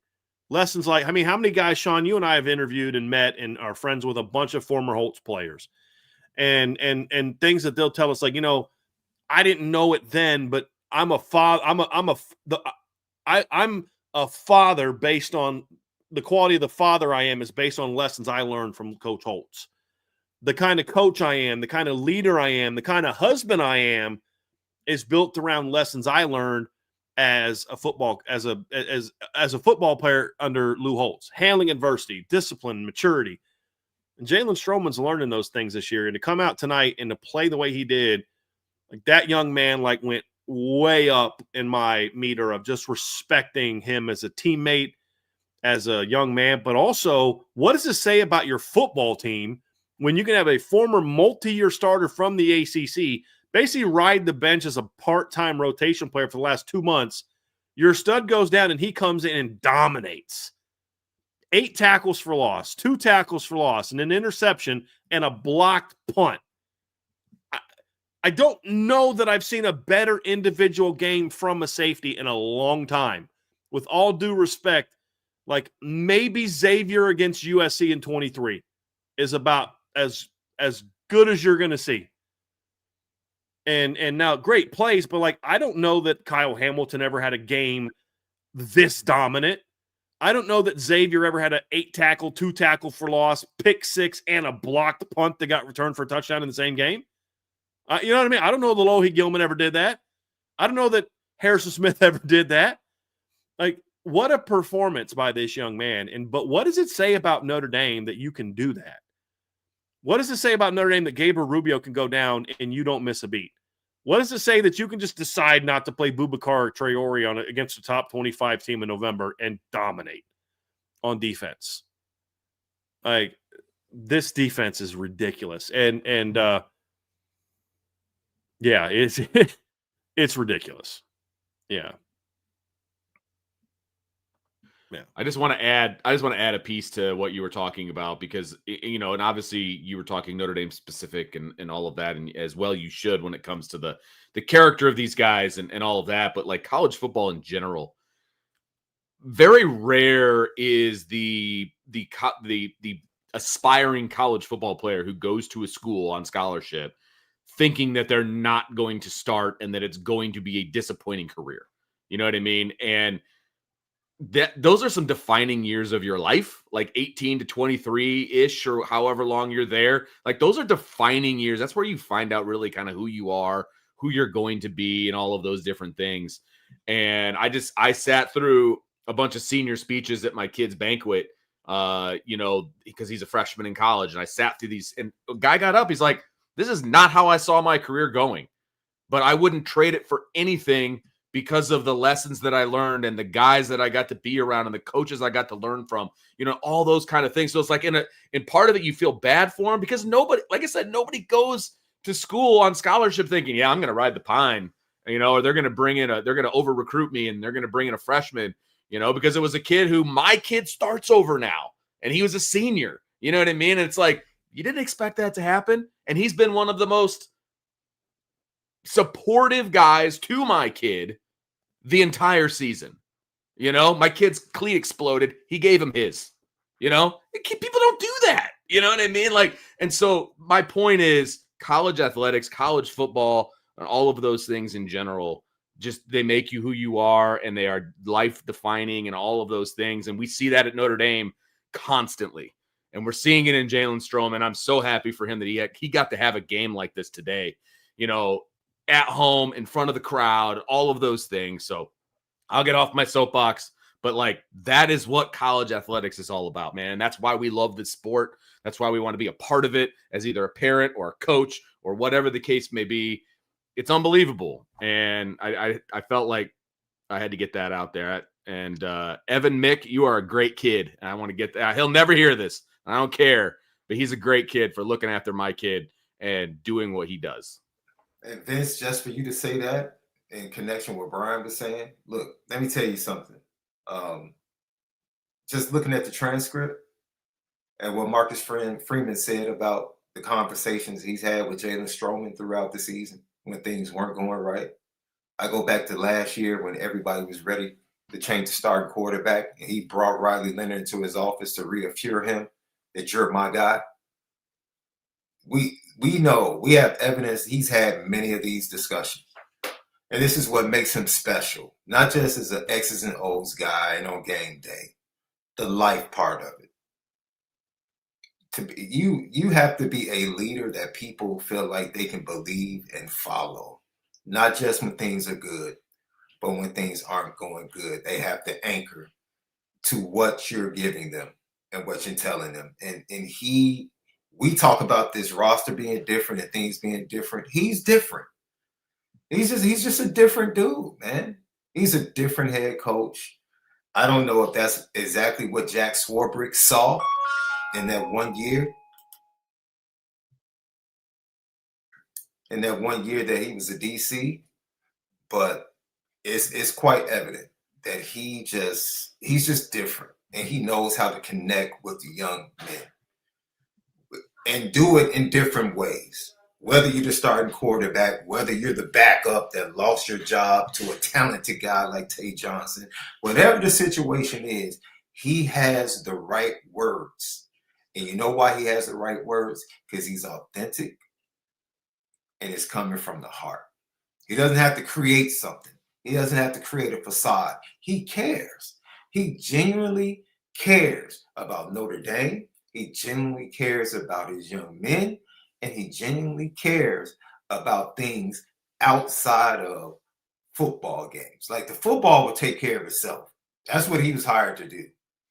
When you get a head coach that can impact, like Lou Holtz in the example you gave, Brian, when you get a guy that can win, but win just as much off the field with his guys, you're dealing with something special, you know? And we're witnessing a day like today is a testament to what we say. It starts at the top.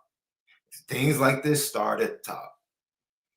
And Brian, we've said it over the years when things were going bad, or they just hit a pit that they pretty much dug a hole they dug and they had to climb out. He never wavered. He never wavered from the plan. He never switched up. This is who we are. This is what we're going to do. Sometimes we thought he was being a little bit too transparent. Sometimes we thought, well, man, maybe he shouldn't have said that. He's as real as it gets. And you have to, man, to see Jalen Strowman do that, to be able to be ready for his opportunity. That's pretty much the theme of today, right? Everybody was ready for their opportunity. Everybody was ready for their opportunity today.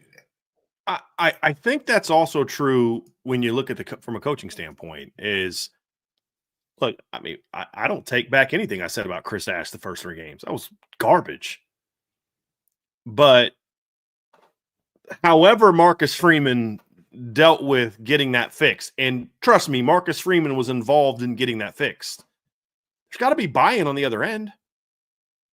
And I think it probably took Chris Ash a couple games to kind of get that, at least, because Arkansas, we saw a little bit of a change, but not, and then against Boise, we just saw a full-throated change.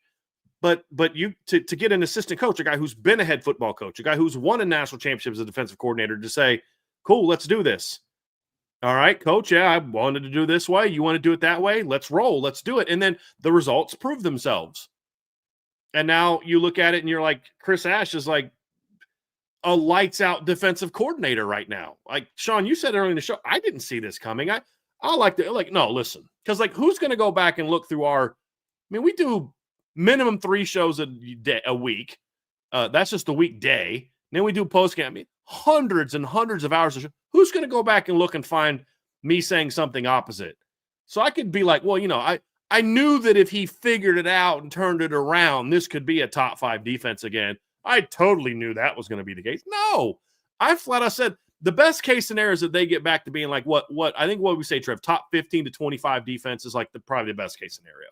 And I didn't mean the stats were so bad after 3 games that you're probably only going to be able to get back to top 15 in the rankings. I meant overall play. They weren't going to be any better in the top 15 to 25 defense. That's how bad it was. But guys, the way Chris Ash has this team playing right now, they're a top 5 defense. Sean, like you, I did not think they were capable of this much of a turnaround. And I didn't think, and look, yes, there has been some personnel changes. Tay Johnson in the starting lineup, and Devontae Smith came back, and then obviously Dallas Golden played a couple games, and sure, that helped. But you don't go from what they were the first 3 games of this just because you put Tay Johnson and Devontae Smith and Dallas Golden in the game. You don't. There was a structural difference. There's buy-in from the D coordinator to what the head coach wants. There's more buy-in from a player level to what the D coordinator is doing now, because there's more like, okay, he's now putting us in position to be successful. And I think that also speaks to Marcus Freeman, but then also speaks to Chris Ash's ability to take that coaching, right? Because coaches take coaching too. If you're not the boss, you're taking coaching from somebody. And to turn it into what we've seen, fellas, in the last 2 months, which is absolutely just ridiculously good football. I mean, in the last 7 games, Notre Dame has held 3 opponents to 7 points, 2 opponents to 10 points, and 1 opponent to 15 points. And in the games where opponents scored 15 points and then recently 7 points, as I mentioned earlier, 2 of those touchdowns came with less than 5 seconds on the clock. Like, that's a level of dominance we just haven't seen at Notre Dame in for this long against good. Now, this offense wasn't good. Pitt's is, NC State's is, USC's is, Arkansas's is, and they absolutely lit it up. Absolutely lit it up. So kudos to the defensive coaching staff. Kudos to the defensive players. And they are absolutely playing elite football, and it's week after week after week after week after week. And yeah, Syracuse isn't good. They did exactly what you're supposed to do to a team who's not good, and because if you look at Syracuse's last drive of this game, last 2 drives, let me find this here real quick. Syracuse's last 2 drives netted them, where are we at here? Let me find these. Their last 3 drives against the second team defense netted them 139 yards. Think about that. And then they end with just over 200, 207. 207. Yeah. Their last drive went for 75 yards. So before that last drive where they put points on the board in the fourth quarter, they were at, 207 minus 75. What's that? 132, 132. They were at 132 yards until that last drive of the game. That's what an elite defense does to a team that's not good. So this is a very similar conversation, by the way, that we had last week against Pitt, because they put up a 79-yard drive, the last drive of the game, to put them into, if you wouldn't even want to call it, respectable total yards. Yeah. And they would have had total yards that started with a 1 if it wasn't for that last drive against Pitt. Same thing here. And even worse here. I mean, Pitt at least had a bit of a pulse at times offensively, as opposed to Syracuse. So you mean overall, not in the game, but coming into the game. Right. Yes. Right. No, yeah. Right. Yeah. I mean, I would say say not much of a pulse against Notre Dame until they pulled the starters. That's what I'm saying. Yeah. They did, right. But coming in, they were on fire, man. And the 5 starts under Mason Heinzel coming into Notre Dame, they were scoring 40 points a game. In the first game after playing Notre Dame, they got 28 points in the first half, and they're driving. They got the ball 1st and 10 inside the 30 right now. I just took a sack, so I have to call timeout here.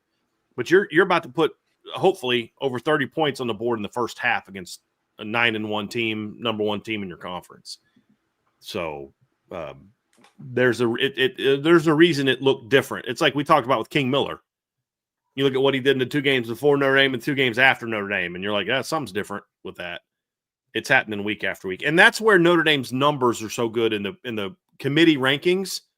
The data they look at, it's Notre Dame dominates relative to how everybody else against those opponents, and it's a level of dominance you just don't really see. Right. And that's why they're there. Yep. Absolutely. All right, that's going to do it for the defensive kind of breakdown of the post-game show. Make sure you hit that like button, that subscribe button, that notification bell, share with your family, friends, and of course, jump on the boards at boards@irishbreakdown.com because that is where the discussion will continue once the show is over, and then obviously into the night and into the week. And that is also where upon further review will reside the video portion of it. And so you're going to want to check that out because that is for our premium message board users only. So pretty exciting stuff. So you want to make sure you get over there at boards.irishbreakdown.com.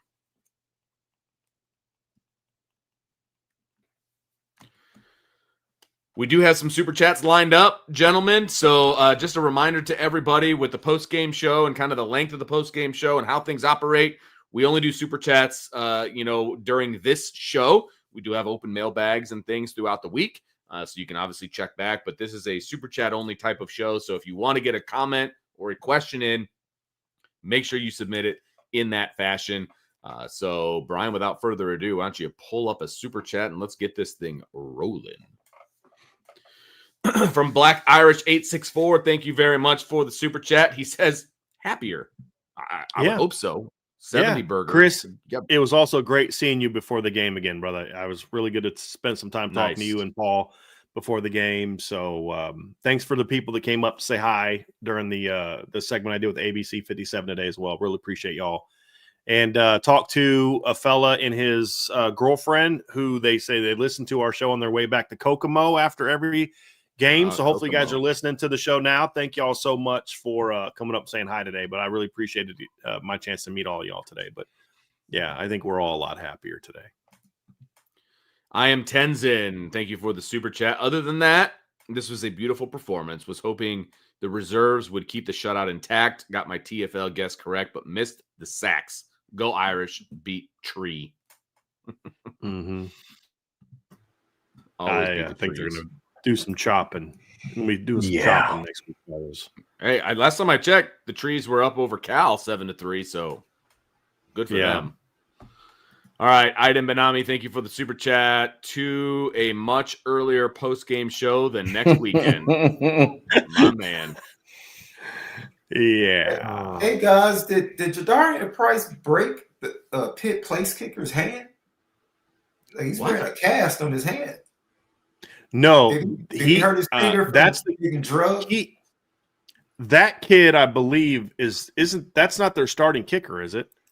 Because their starting kicker got hurt before the Notre Dame he was game. sick. Is that he was quote unquote sick. No, that looks like the same guy that got drugged. He has a soft cast on his yanked one. Maybe. Oh, maybe he yanked that one. Holy cow! He got hurt on that one. Yeah, he did. He went down as soon as he kicked it. He definitely got hurt. So God, he's struggling. He's got a hurt foot. They threw a flag on that one. Yeah, did he get roughed? It looked like it. Wow. Oh, I hate it when the kickers get hurt. Okay, dang it. Anyway, they didn't call anything on him. They just called offsides. They just called offsides. Oh, jeez, poor guy. So now the kicker's hurt. Gosh, and I think he is the backup. I think he's the one from last week. So the backup kicker is now hurt. It's good to see other people having kicking problems. You know, it's safety in numbers. Like everyone. Like the last two Friday night ACC games have been like where I'm like, dude, I don't feel as bad about Notre Dame's kicking situation as I did before watching those games. Yeah. Like Florida State and Louisville last night, Florida State can't field a punt. One shanks off a guy's head, goes 40 yards, and the next one, the guy goes real dramatic, fair catch, and then muffs it. It's like, good Lord, it's like no one practiced special teams anymore. Like, goodness gracious, man. It is terrible. This kid is not going to make this kick. He's like keeps stretching his calf. Like, the guy who was offsides hit him in the foot. So I think that's the but like they're going to make him kick it again. There's no way he's going to make this kick because they don't have anybody else. Who carries more than two kickers? Throw the ball. You're at the 17-yard line. Throw the ball into the end zone. Anyway, let's get on to the next super chat. All right, if we must. All right, kind of want to see if he missed it. I told you he was going to miss it. Like, why would you put the kid out there? Like, that's on you, Pat Narduzzi. You D-bag. Like, that's on you. The kid clearly got hurt. You don't put a kicker out there when his leg is hurt. Before he's the kid literally was limping his leg out. That's on you, bro. He's limping off the field. God. Which is even funnier because that kick was closer than the first one. Yes, it was. Yes. 100%. Like he didn't get hit until follow through. Like, that had nothing to do with the kick. But anyway. Oof. All right, I am Tenzin. Thanks for another super chat. First super chat, and it has to go to that crap at the end. The refs really allowed Cuse to tackle a player taking a knee. Yeah. Did that happen at the with Buckner? Did he get tackled? No, it was on the kickoff. Oh yeah, that's right. They I squibbed forgot it. who it was. Yeah, They squibbed it, and then Notre Dame guy just took a knee. Yeah. Gotcha. Yeah. Okay. We were yet again a poorly officiated ACC game. No. Did you hear the whole crowd, by the way, when they announced that they were from the ACC? The entire crowd at the stadium booed. I was all about before that. the game started. It was great. All about none that. worse than the call earlier today in the Miami Virginia Tech game. Oh, that on was that crazy. The inadvertent whistle. Wild. Like, it's a joke. I have a theory about this. Here's why I think officiating is so bad, has gotten so bad in sports. I honestly think, and I got no other excuse. I got no other justification now. I just think it comes down to it's easier to rig games when officiating is just always bad. Like if officiating is just always bad, then it's a lot easier to just say, well, they just miss calls. Makes it easier to rig games. That's the only thing I can think of. Like how officiating across the board on all levels in this era of sports betting is a $1 billion industry. I just think if it's always bad, then it's easier to rig. So that's my conspiracy theory. Let's move on to my guy Trevor Rocket. Trevor, our buddy from north of the border. What a heck! Thank you for the super chat, by the way. Appreciate it very much. What a heck of a senior day performance today from the lads. Happy Thanksgiving, Yanks, from your IB brother north of the border. Get your rest and lots of coffee for the post game show next week. God bless IB Nation. I'm not looking forward to it. All right, Tyler Evans, excuse me, apologize. These new handles, I don't like the way they do it. Thank you for the super chat. 16 TFLs and CJ with 49 yards passing. Wow. So the final book that Notre Dame sent out has them at 15 tackles for loss and 5 sacks. Huh? All right. So they did take one away. But talk about disruption on defense, 15 tackles for loss, 5 sacks. 3 interceptions, 3 pass breakups. And Notre Dame in this game had 55 solo tackles in this game. Dang. It's a really impressive number. Yeah, it is. If those were the only 2 stats that you sent me, like if somebody traveled into the future like earlier today and only gave me these 2 stats, I would have told you it was an ugly game. It's like I bet it was a defensive battle. It was gross. I mean, multiple turnovers, which there were multiple turnovers. But yeah, that's crazy. Absolutely crazy. Edward Cheatham, thank you for the super chat. Didn't know an ND football game could be rated NC-17. That was pretty flippin' brilliant. Yeah. Yeah. Very brilliant. Very brilliant. Yeah. It got ugly for a while there, boys. Yeah. Tyler Evans, thank you for another super chat. Hey, Alabama, it's not hard to beat Florida State. NC State did it, and that was one of the reasons you're behind us. Ooh. Stanford did it. What are you talking about? NC State? NC State's 6-5. They're a decent football team. Florida State lost to Boston College. They lost to Stanford. They stink. Yep, Cal's up on Stanford, 10-7. Yeah. They're 3-7, and they beat Florida State. So, all these teams cry about Notre Dame don't play anybody. Well, Notre Dame, you guys cry about how Notre Dame only beats like mid teams. Well, all you guys are losing to mid teams. Right. Louisville, mid team. SMU's okay. In ACC play, they're okay. They went 0 against the Big 12 in the non-conference. Like Florida State is like a bottom-dwelling ACC team, and they beat the brakes off of Alabama at the beginning of the year. So, hey, if you want to, Notre Dame beats team supposed to beat, well, maybe you should try that sometime because then you might actually kind of, not be unranked.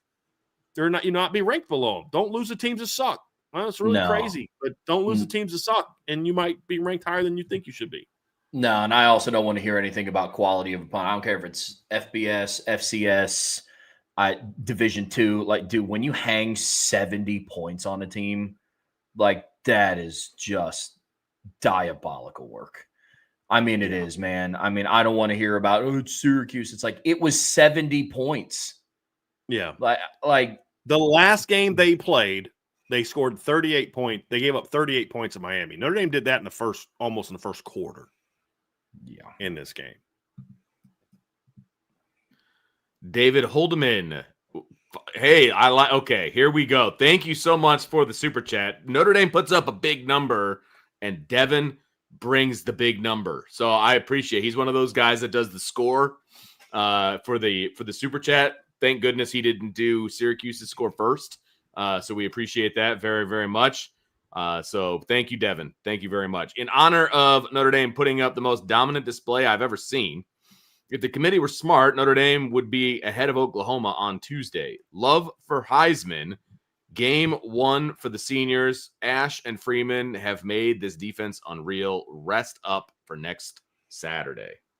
Appreciate you very much, man. I want to get your guys' thoughts on the love for Heisman stuff here in a second. I want to say this about Oklahoma. Do I think Notre Dame's better than Oklahoma? Yes. Do I think Notre Dame's overall resume is better than Oklahoma? Yes. But if you thought Oklahoma was a better team than Notre Dame last week, I don't know that an 11-point win over a top 25 team is something that should drop them down. Yeah. That's how I feel about it. If roles were reversed and Notre Dame was ahead of Oklahoma and Notre Dame at home beat a top 25 team by 11 in the game, that team never threatened us to win. Like, we didn't play great, but they never threatened us to win. Like, they were never really in the game where you thought you might lose, and you beat up on some, 3-7 team by 60-something. I'd be like, no, they shouldn't jump us. So I'm not going to make that argument for Notre Dame. If you didn't think they were good enough to be ahead of them last week, then I don't know that this necessarily changes the story. Right. An 11-point road, again, it's like if it was 31-20, we'd be having a different conversation about the ugliness of that win. We wouldn't view it as an ugly win. Sometimes when the margin is a good margin, but it's a low-scoring game, it's considered ugly. Yeah, it's ugly. This is who Oklahoma is, though. Somebody in the chat, I forget who it was, somebody in the chat earlier said Oklahoma 2025 is Notre Dame 2012, and that's spot on. They win ugly. That's who they are. That's a good win. That's their 4th top 25 win. Probably won't be a top 25 win when this next rankings come out. If Pitt can hang on, they'll maybe jump in and replace Missouri. But I don't know if I would put Notre Dame ahead of them if you didn't think last week. You guys can comment on that. But I do think this is another – Jeremiah Love is starting to get more and more discussion for – guys, I know this is a quarterback-driven award, but it's supposed to go to the best player. And at this point in time, I don't think there's really any conversation about who's the best player in college football right now. Who's the most dominant player in college football right now? It's Jeremiah Love.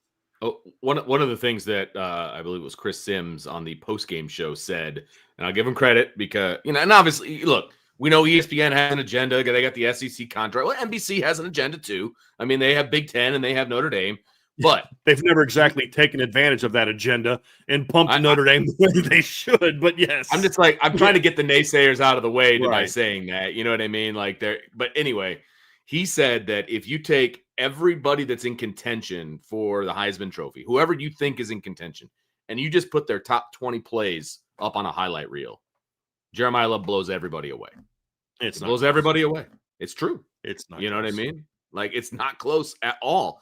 And like I said, FanDuel had him at plus 3,000 odds to win the Heisman Trophy going into today's game. Now it's like plus 600.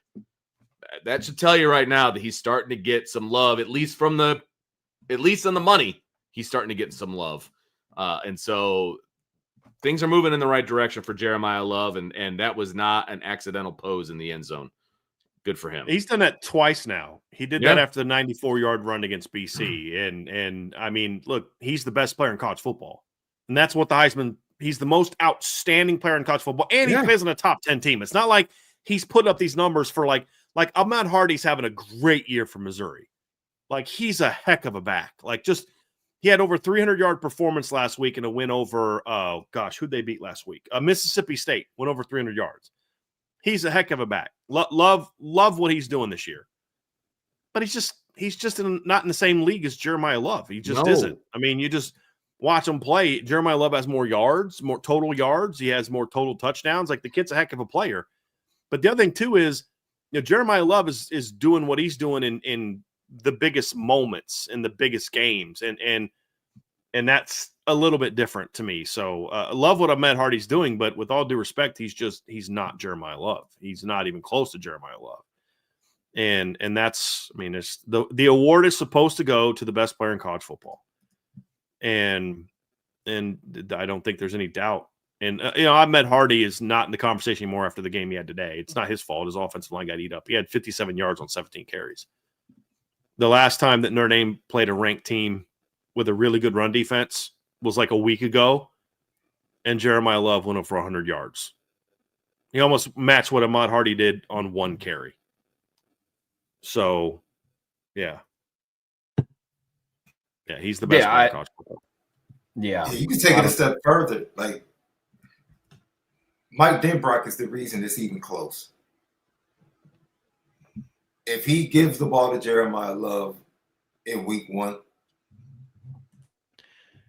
it's not even a conversation. It's not even a conversation because it's not even close. Whether you talk about the plays, the only person that's really had a Heisman moment is Mendoza against Penn State, and that's not a great team. Other than that, Julian Sayin hasn't had a Heisman moment. They haven't really played anybody. They haven't beaten anybody. Who else? Like, he's clearly, and if you have set the precedent in 2024 that it's about the best player and Travis Hunter winning, then it really should be a slam dunk. If we're just really going to vote the best player, it's, once again, in my opinion, it's not even close. It's not even close. No, if the award gets voted upon and awarded the way that it shouldn't be close. Mm-hmm. It shouldn't. But we'll see, because the push right now for it to be a quarterback once again is very, very strong. So yeah, from some, like, Trev, it was interesting on game day today. They were all talking about who their Heisman Trophy winners are. This is what I was told. And I guess everybody, like all the normal reporter types, were like quarterbacks, Mendoza, saying whatever. And they got to Desmond Howard, who's not known as a Notre Dame apologist by any stretch of the imagination. He's like, guys, the best player in college football is Jeremiah Love. He's a voter. Desmond's a voter for the Heisman because he won a Heisman. Yeah. He said the best player in college football is Jeremiah Love. Somebody in the chat just said that in the Texas-Arkansas game, Joe Tessitore was talking about how Jeremiah Love's the best player in college football. Why does he think that? Because he just watched him play against Pitt last week. And he went on an ESPN segment that somebody posted on Twitter and was talking about, like, dude, this is the best player in college football. Because I think what's happening is more people are starting to actually see him in person, and they're like, this cat's different. This is a different breed of football player right here. And, and he's playing his best football down the stretch, like we talked about, last week, the job he did last week, going for 147 yards against Pitt, also 20 receiving yards. He went for 94 yards and 2 touchdowns on only 13 carries against Navy. Also had 27 receiving yards. He went over 100 yards that game. He went for $136 against BC, went for 228 against USC. He's been playing dominant lights out football, guys. Dominant lights out football, and he's the best player in college football. So yeah, he should win the Heisman. And I think that there's the fact that they're starting to be more of a public. I mean, who's this big cat fella? Like, I don't know who he is. Big cat. Okay, but like he's like has a huge following, and he's tweeting that out today. Yeah, like, tell me this about guy, it. I give don't him the like Heisman. him. You know what I mean? I don't know who he is. He's like some really well-known guy for Barstool Sports. Mm-hmm. Yeah, I know who he is. I don't know. Oh, that's right. Yeah, he was a.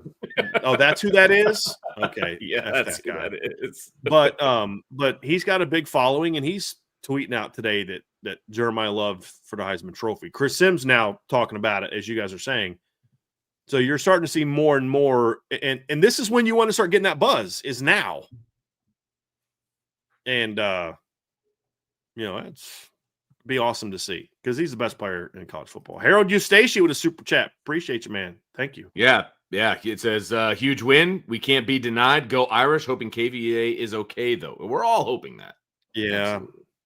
I always get real nervous, fellas, when it's a non-contact injury. Sure. I always get real nervous when that happens. That rarely ends well for Notre Dame. And we've been wrong. I don't want to before, speculate because Right. I don't want to speculate because we don't know, but we'll see. Yeah. We DJ won't know Holman, till thanks Monday. yeah, right, at 12:30, and we'll all find out together. DJ Holman, thank you for the super chat. Appreciate it very much. Notre Dame defense was the first defense in a while to contain Jeremiah Love to start the game. Would have cleared 200 easily. Great team win. Yeah. Well played. Yeah, defensive special teams like, we're not going to let you get your yards today. Yeah. Somebody on the board was kind of joking, and they were like, it's a conspiracy against Jeremiah Love to not let him get his yards. And they're like, somebody was like, who's conspirating it? Notre Dame? Like, are they the one conspiring against him? And so I responded as like, the attempt failed, 8 carries, 171 yards, 3 touchdowns, failed attempt to stop him. You couldn't hold the man down. He's too good. But yeah, it is wild. Think about that. Jeremiah Love did not step foot on the field until it was 21-0. Yeah. And like he started and he was on the minutes play for the to first go. offensive snap of the game. Correct. Well, that's the thing. I looked at you and I said, well, if you'd have told me that Notre Dame was going to get their first offensive play at like 7.5 minutes or whatever it ended up being, I would have said, wow, that's probably a hell of a drive that Syracuse put together on the first drive of the game. Yes. No, it was 21-0. You probably think we'd be annoyed. Yeah. Like, absolutely. oh man, like you seriously come out against this offense and you let a walk-on quarterback put an 8-minute drive together? Are you serious? It's like context matters, right? Yes. That's Notre exactly Dame's right. offense couldn't get on the field till like the 7-minute mark of the first quarter. If you weren't watching the game, let's say you were at Dylan's game and you couldn't pull up the internet and all you could get was text messages from me. And I was like, hey man, just Notre Dame's offense is finally going to step on the field. It's the 7-minute mark. You'd be like, freaking Chris Ash. Like, you know what I mean? Like you're gonna let this freshman walk-on quarterback go right down the field, take 8 minutes off the clock on you, man. Come on, dude. Yeah. Oh, Like, I'm wow, sorry. I Syracuse left a run couple game things came to out, play. Vince. It's 21-0. It's like, right. sorry, I left those parts out. Yeah, my bad. Yeah. Aiden Reagan, thanks for the super chat. Appreciate it. BTA, J Love, Jay Strowman everywhere. Get ready for the next big post-game show in the playoff. 26 Natty Champs. Pre-order your gear now. I love it. I love the fire to how everybody fired up about this game. The way they play like this, fellas, I mean, the way they're playing right now, there are the list of teams that can beat this team. If they keep playing the way they're playing now, you can count on one hand. Yeah, agreed. And those teams better bring their A game. Agreed. Ken M, thank you for the super chat. Appreciate it very much. Can we say that Chris Ash's defense, or should we wait until we see what they do during the playoffs? Trev, you want to take that one? Yeah, I mean, I guess I'm just kind of confused with. I mean, yes, it was a Chris Ash defense. Again, my messaging has been the same this entire time. He has always called the plays. I mean, we've been very complimentary of what this defense has been completely. That doesn't negate what he did in the first 3 games. Like, I guess, are we getting it? Like, are we labeling this as what Chris Ash's defense is known for now? Potentially. So, as long as it continues, I'll say this: the playoffs is what it matters on the biggest stage. So, as long as it maintains, then yeah, absolutely. Dave 8631. Thank you, Dave. Thank you for the super chat. I bet $100 on J Love on FanDuel when he was plus 4,000 this morning. My cash out was $100. It is now $650. He is simply the best player in the country. Not even close. Trev, can you explain that? What that means? Yeah, might Does want that to think mean about has there catching been out. a shift in there? No, I know what the catching out part is. He says it's now 150, 650. Is he saying like since this morning it has gone up that much? Yeah, like that's the odds have so shifted that much today. Yeah, so when Vince was talking about his odds for the Heisman went from plus 3,000 to plus 600. Like that's why his cash out went up. Like since today? What I'm saying is like that's since today or since like the start of the season? No, since Today. Wow. That's why I said it went from plus 3,000 this morning to plus 600. Like that's a massive shift in one day. All righty then. There we go. Let's do it. Yeah, it's a huge shift. Then, All right. I just wanted to respond to this one yeah. too, real quick, if Yeah. I could. Like Trevor said, this has always been Chris Ash's defense, but what Chris Ash has learned is that there's a way that Notre Dame does defense, and you were brought in to enhance it, not to change it. And I think what Chris Ash learned over the first month of the season was, my job is not to change this defense. My job is to enhance the defense. And now he's doing that because we are seeing more zone. We're seeing more zone fires. Part of the reason this team is so good at not only picking off passes, but picking off passes in situations where they're taking them back is because they are baiting quarterbacks more and more and more and more into those type of plays. And last year, that was, you had your moments where you did that, but you're taking that to another level while also playing a significantly better run defense than we saw last season. So I think that's been the shift, is Chris Ash understanding, like, dude, you're not coming here to kind of do your own thing. You're not coming in here to, make this the Ohio State 2014 defense. You're being brought in here to build on an elite foundation. And that's what you're supposed to do. And that's what Chris Ash has done the last 2 months. And he deserves credit for that change. Doesn't mean that anyone owes him an apology, because it doesn't change what he did the first 3 games. But what he's doing now is outstanding. And it's not a 3-game stretch. Like, if it was just like the last few games, you've played 2 freshman quarterbacks and a backup quarterback. Right? Let's be real about that. You've played 2 freshman quarterbacks and a backup quarterback. That's the context of what they've played the last 3 games, because Navy had a backup quarterback. But didn't just start then. They lit up Maddox Matton, who played in the playoffs last year. They lit up CJ Bailey, who's a very talented quarterback.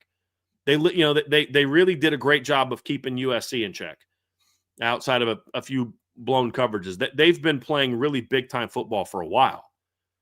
And at that point in time, it's not like, oh, well, let's see when they get to the playoffs. That's true for the entire team.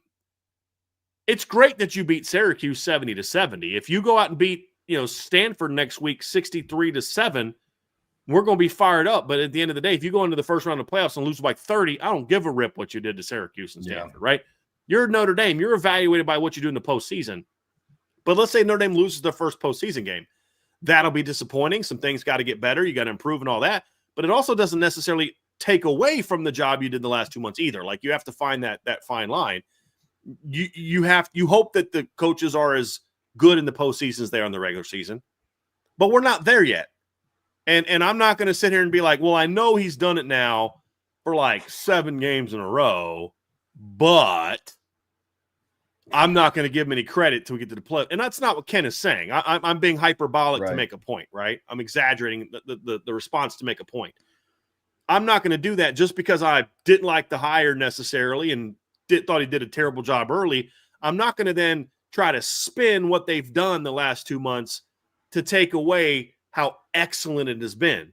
Well, it's more about the players making plays. Yeah, that's your job as a coach, is to put your players in position to make plays. Drake Bowen didn't say, hey, coach, I know you just called cover Tampa 2, but I'm going to go ahead and blitz on this play. Cool. And then he blitzes. I mean, you got to call the blitz. Yeah. It's not like a Don Schuler last week against Pitt was like, well, coach, I know you want me to just play robber right here, but I'm going to just go ahead and blitz because it's in my feels. I'm just going to go ahead and blitz on this one. No, it got called.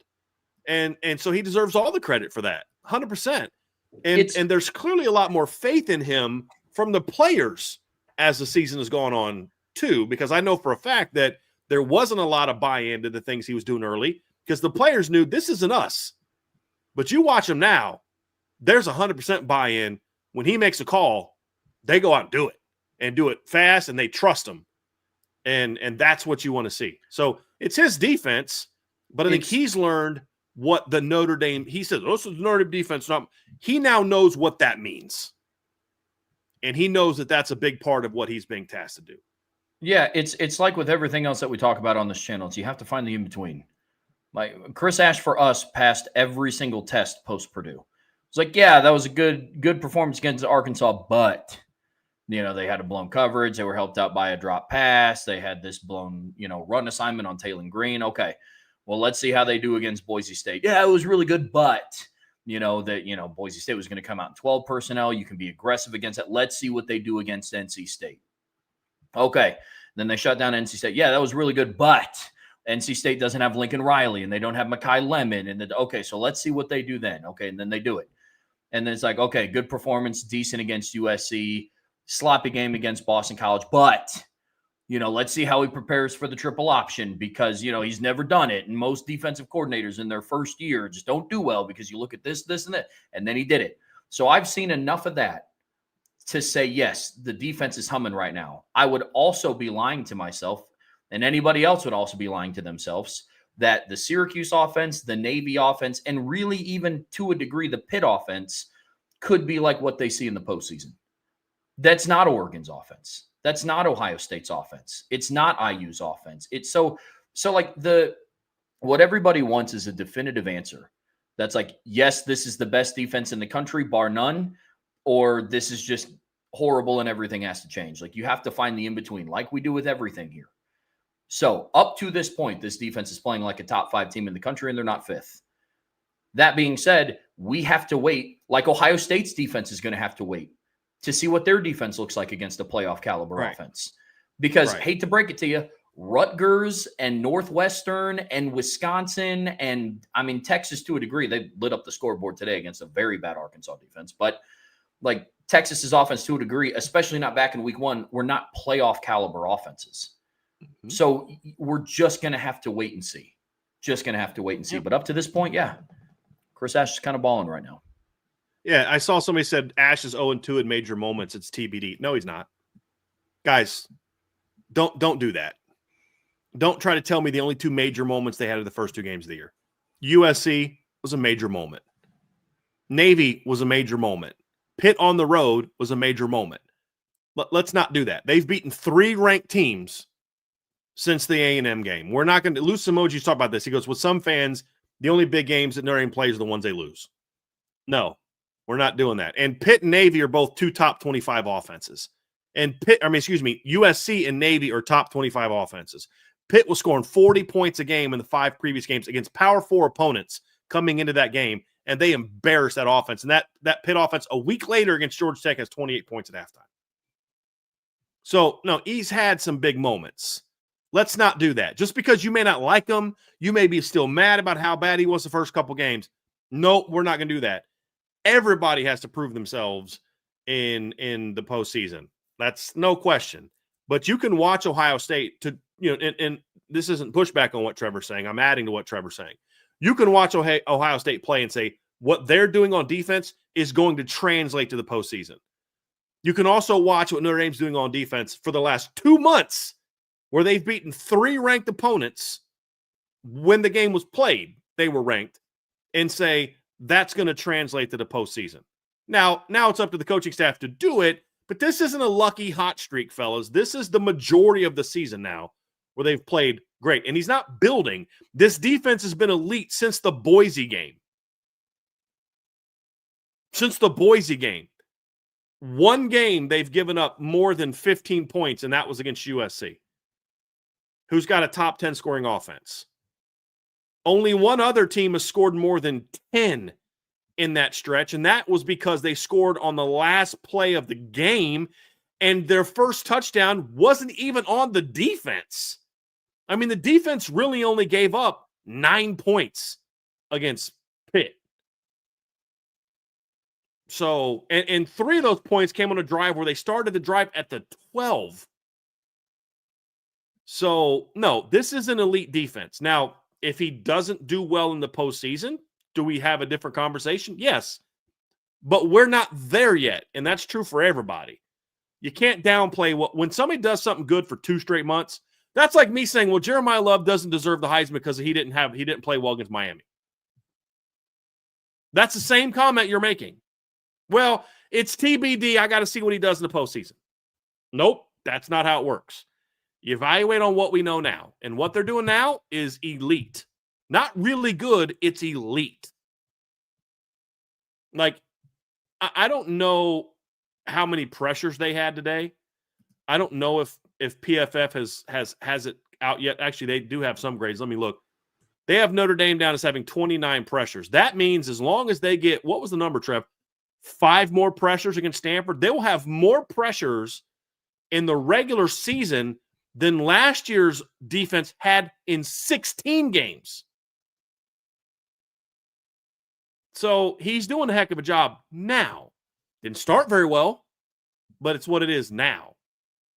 And now you got to go out there and prove it when it matters most. There's no doubt. But let's not act like let's not adopt the lazy narratives that anti-Notre Dame people adopt. Like, we haven't beat anybody. Yeah, he has.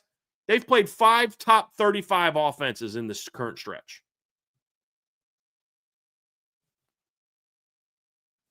That's pretty good. The offenses they played this year are way better than the offenses they played last year in the regular season. Way better.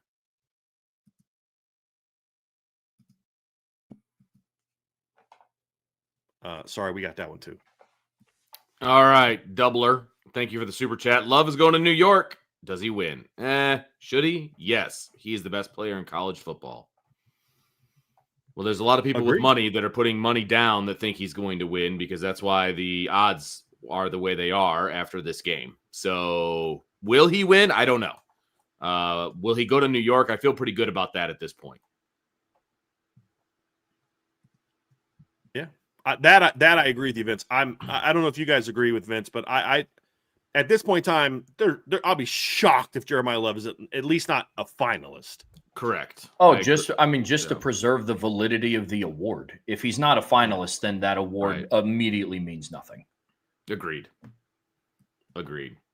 And come down to the breakdown, right? I think he'll win with the players. The former Heisman winners, yeah, I think he'll win. If they just poll the former Heisman winners, he'll win. I think then it comes down to, of course, maybe in order for him to win it, he'll probably have to win it by a landslide in the Midwest region, people close to Notre Dame. I don't know if he does that, though, with both quarterbacks in the Midwest region. Yeah. So it just it might help him, Sean, that there's really no Heisman candidate out west. No, you're right. And a lot of the out west people watched him tear USC up. Maybe that helps him a little bit. Yeah. You know what's interesting, Sean? Something just popped in my head when you were talking about that. If you listen to coaches, there's nobody higher on Notre Dame right now than former players and former coaches. Right. If you talk about the Heisman, it's the media people that are driving this narrative about Notre Dame not being this or that. If you listen to coaches, Nick Saban, guys that you can tell have actually watched Notre Dame this season, they're like, this team is legit. John Gruden goes to the Pitt game and he's wearing Pitt gear. He does that video, and they're just showing clips of him during the game, and he's just in pregame, like, good Lord, he's just watching it. He's in awe, and he's like, these guys they're different. And they watch them play, and he's like, these guys are big time. Football people are saying things about this Notre Dame team that media people are not. And I think I think it's the same thing is true to your point, Sean, about Jeremiah Love compared to the other contenders. I mean, I think if you were to ask most college football fans who the 3 most dominant players in college football right now are, I think you say, look, not talking Heisman, just 3 best players. From a lot of football people, you'd probably get Jeremiah Love, Jeremiah Smith, and Jacob Rodriguez. I think that's what you hear from a lot of people. Then you start throwing the word Heisman on, like, oh, Heisman, okay. We got to talk about Marcel Reed, right? And then it's like, oh, yeah, Fernando Mendoza, I know he sucked for 3.5 quarters, man, but that 4th quarter drive against Penn State was money. Heisman moment. People said it. Yeah. That was his Heisman moment. It's a team with a losing record. And they have 3 wins. Jeremiah Love only rushes for 65 yards against a team that's like Penn State, and it's like, oh, he's out, So, So Jeremiah Love on FanDuel has the 3rd best odds right now. Going into today, he was 6th. Who's in front of him? Sayin and Mendoza ahead of him? Marcel Reed? Sayin and Mendoza? Sayin and Mendoza. All right, it's Mendoza, Sayin. And then actually, technically, Jeremiah Love is tied with Diego Pavia. He should not even be in the conversation. Correct. No, I'm sorry. No, I would actually say Reed has had, outside of Jeremiah Love, he's had the most Heisman moments. I don't care. Winning at Notre Dame is a Heisman moment. I don't know why. Is a Heisman moment. I don't get it. I mean, he completed less than 50% of his passes, but he made some huge plays, and he converted a 4th and goal from the 12 right? Yeah. to win that game. And he came back against South Carolina down 28 or yes, 27. 27. 30 to 3 at halftime. Led the largest comeback in school history. That's a Heisman moment. That's a Heisman moment. Yes. Yeah. Yes. Like I'm sorry, man. He's like my top quarterback right now. Yeah, 100%. Marcel Reed is more of a Heisman candidate in my eyes than both Julian Sayin and Fernando Mendoza. And if Diego Pavia is going to be in that conversation, then you can double that and give it to Haynes King. Haynes King is more of a Heisman candidate in my eyes than Diego Pavia. No question. No, like Trev, you and I said this the other day. Here's the 4 for sure that should be there: Jeremiah Love, Jacob Rodriguez, Marcel Reed, and Haynes King. Now, the last 2 games can change some of that a little bit. You know, Haynes King's got to play better tonight, but like Francisco Mendoza, it was a great pickup for Indiana. He's done he has made them a better team, but that doesn't make him one of the best players in college football. Julian Sayin I have a tougher time on because he's having a great year, but it's kind of like, what's his Heisman moment? They're playing a bunch of mediocre teams and they're beating him. That's not his fault. It's not his fault that the schedule shook out that way. It's not his fault that Penn State's not as good as we thought they were going to be. It's not his fault, that some other teams in the schedule aren't as good as we thought they're going to be. It's not his fault. And he was just kind of okay against Texas. It was his first career start. You know what I mean? Like but it's like, but he's not even their best player. Like Haynes King is the best player on Georgia Tech's football team. Right now, Marcel Reed is the best player on Texas A&M's football team. Francisco Mendoza is not even the best offensive player in Indiana. Yeah. They got at least 2 better than him. Both of their receivers are better than him. Diego Pavia is not he's the heart and soul of Vanderbilt, but he's not their best player. Yeah, that's my stance. No, I agree. I mean, I'm a little bit more extreme with it. Like, I think the drive overall that Fernando Mendoza had was a Heisman moment. I don't think that throw was a Heisman moment. I think it was a bad throw. That was an insane catch by Omar Cooper. Yes, who is one of the 2 players is better than him on the football team. Like everybody talks about, it's like that's a Heisman level throw. It's like, okay, name me a throw that required a wide receiver to make the catch of his life. I mean, like, I always think back to what Eli Manning said after Odell Beckham's insane catch against Dallas, like that crazy one-hander. He's like, sometimes you just got to throw it bad enough for your receiver to make a great play. Like, that's that's what I think about that. I mean, a Heisman level drive, but like that wasn't a Heisman level throw, in my opinion. Mm-hmm. That I think he was trying to sail it out of the back of the end zone, and Omar Cooper said, "I'll just end the game." I mean, that was an insane play by him. My thing with Julian Sayin, I agree. I think he's been dealing this year. I don't think a Heisman Trophy winner, his most gaudy stat should be completion percentage. Like that, that's just my opinion. Now, that doesn't take away from what he's been doing, but we're talking about like Heisman, like the best of the best. Like that's me. Like 25 touchdown passes through 11 games is good. Like I'm not saying that he had a bad season. Heisman though. Nah, I don't know about that, man. Right. Like his time will come for that. Yeah. I mean, his time will come for that.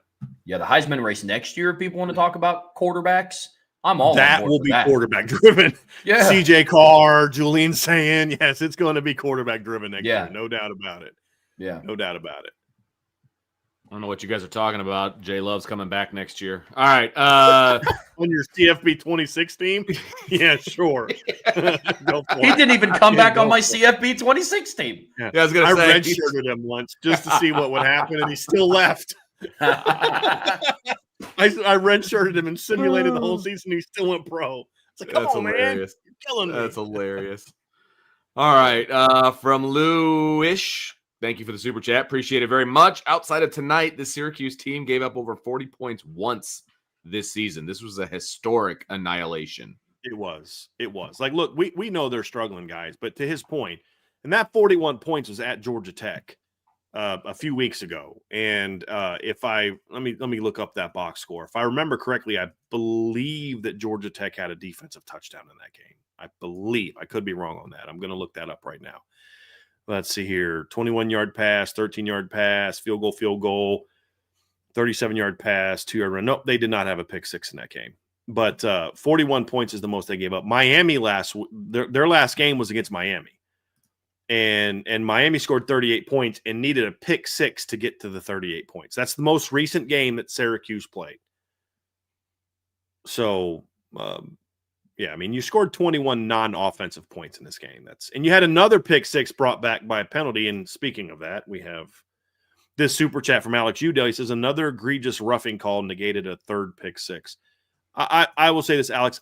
I didn't think they should have called it, but that is not as egregious as others. I'm actually not even like, that's ticky-tack. But in today's era, that's going to get called. You can't continue into a quarterback and then deliver a blow. Well, and it's like it was ticky-tack, but I'm not going to be too upset about that one. No, especially given the score and the officiating crew. I like the second Ethan Long picked that off, I was like, this ain't standing. Not a chance. Like, I was like, no way. I saw Donnie Heinisch come in late. I was like, if he just made contact with the quarterback, it's getting called.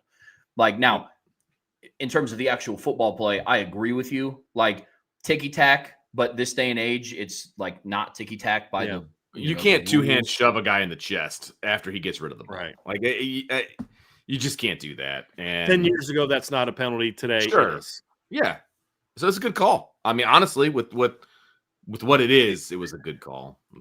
I don't know that I'd say it was a good call, Vince, but that's the call that's always going to be made in today's game. Every time. Right? We're kind of saying the same thing. Like, every know that's going to get called. Every ref. This isn't the Jason Onye roughing call where it's like, I don't know what you want that kid to do. Like, this is terrible. That was egregious. This was a two-handed shove. I thought it was ticky-tack. I thought at the time of the game, you let more stuff go at that time of the game because you're just trying to freaking get the game over with. But if the roles were reversed, we probably would have wanted a roughing call on that one, I think. Yeah, maybe I'm wrong. I could be projecting a little bit, but I probably would. It is what it is. At the end of the day, if you're going to be bad, be consistently bad. There you go. Lou Holtz, Thunder and Bolts, Team A, win. Team B, otherworldly domination. Hashtag keep talking, people. FAFO, ND, and they ain't. Facts all around. Yeah, man. Watching Miami fans just like do mental gymnastics tonight to somehow explain away that this wasn't a really big statement by Notre Dame has been absolutely hilarious. I really the Notre Dame women's basketball team had a big win over USC, obviously on Friday night, and the conference, the ACC conference, like posted something about Notre Dame. I wanted to like be like, oh, you know who Notre Dame is now. Now awesome. You want to say something good about it. Did you see? I know you probably didn't, but the ACC put out a graphic this morning that had like the schedule of ACC games, and it had everybody had, it was like logo versus logo, whatever. It had the Syracuse logo versus, and it was a white circle that just had the letters N and D in like Times New Roman font, and then it had like number 9. Like they didn't even use Notre Dame's logo. It is amazing. The troll job that the ACC is attempting to do on Notre Dame. It's amazing to me. It's not going to go well for them. It's really it's not going to go well for them. Because Are you seeing it? I'm looking it up now. I'll just say this. Somebody sent me a clip of some comments that John Bryce made in a show he did, and some comments he's made about it. And I think John is correct. I mean, you're not supposed to talk down teams in your league. And Notre Dame is an ACC team, is an ACC affiliate. And so by rule, they are contractually obligated to treat Notre Dame that same way. Yeah, I noticed that Indy, Delaware, and Furman didn't even get their logo on there. Like, okay, I get it. You're putting non-ACC teams in there. But again, come on, man. Like, I don't know. That's Bush League. Petty. Yeah. It's petty, and this is exactly why they're just keep getting steamrolled by Notre Dame. So, yeah, whatever, man. They're doing a whole lot to defend a team that's getting ready to play for the Music City Bowl. Love it. Friggin' love it. Oh. All right, Doubler with another super chat. Thank you very much. Was this the best statement since Ohio State versus Wisconsin? Different eras. I understand that, but wow. No, I mean, honestly, I think you could argue that Georgia's statement on last week against Texas was better than this one. As far as like, that was against a top 15 team that they beat 59-0. this was still a 3-7 football team. Like, it was a huge statement that Notre Dame made in the present moment about how they're playing. It doesn't stack up against some of those type of big wins that teams have had, in my opinion. I don't think, but that's just my 2 cents. But man, it was fun to watch. Yeah. Yes, it was. I still hope that Miami's on the 11 line and get bumped out by the ACC champ. Like that is what I want so badly. All right, Lou Holtz, Thunder and Bolts, thanks for another super chat. Love the big win on Senior Day. Also think Notre Dame should let the seniors wear names on the back of their jerseys for Senior Day. What do you think? Go Irish. No, not just the seniors. Like, that would be weird, in my opinion. I don't think you can do that. I don't think legally you can have some players with names on the jersey. That's a good point. Yeah, I would just stick with tradition. I mean, wait till the postseason to go that. Yeah. I mean, it's what they've been doing, and it's a good look. Guys, like, this whole name on the back of the jersey in the NIL era thing is just really overplayed. USC doesn't have players' names on the back of their jersey, and Caleb Williams, when he was a Heisman Trophy winner, was the most profitable quarterback in college football. You think that somebody's like, who's that number 4 guy from Notre Dame? I can't tell because he doesn't have a name on the back of his jersey. Well, he had Love right here, so in case you didn't know. Like, you get what I'm saying? Like, people know who you are. That's what a roster's for. That's what numbers are for. You know what I mean? Like, it's like, I get what you're saying. I do. I just think says a lot more about. And then what's the statement that Marcus Freeman is making? It's always about what's on the front of your jersey, not on the back, right? Isn't that the statement they always kind of make? But Timothy Church with a super chat. Thank you, Timothy, very, very, very much. Lou Holtz, Thunder and Bolts, dominant play on the field. Hashtag it just means more. Thank you again for another super chat, my friend. Very, very big win. Iden Banami, my dude, thank you for your super chat. Do you guys think J Love will get the record next weekend? So he's what, 100 and something away, right? Yep. He's got a much better shot now. So he needs 103 yards or 303 yards coming into today to break the single season rushing record. I would like to see him do it in the regular season because I think it means more to me when you do it in the regular season compared to the postseason, because I don't know that Vegas Ferguson's postseason numbers are a count in his record, because that was in an era where they didn't count postseason stats. Like, so when you go look at Barry Sanders' insane 1988 season, they still have not retroactively added what he did against Wyoming in a bowl game. He had over 200 yards rushing to those numbers. So I'd like to see him get in the regular season. He needs 132 yards to break the record next week against Stanford. That's over 1,400 yards rushing in the regular season. So, yeah, that'd be big. Did they play 12 games back then? No. Or was it only 11? No, so that was in, was it 1977?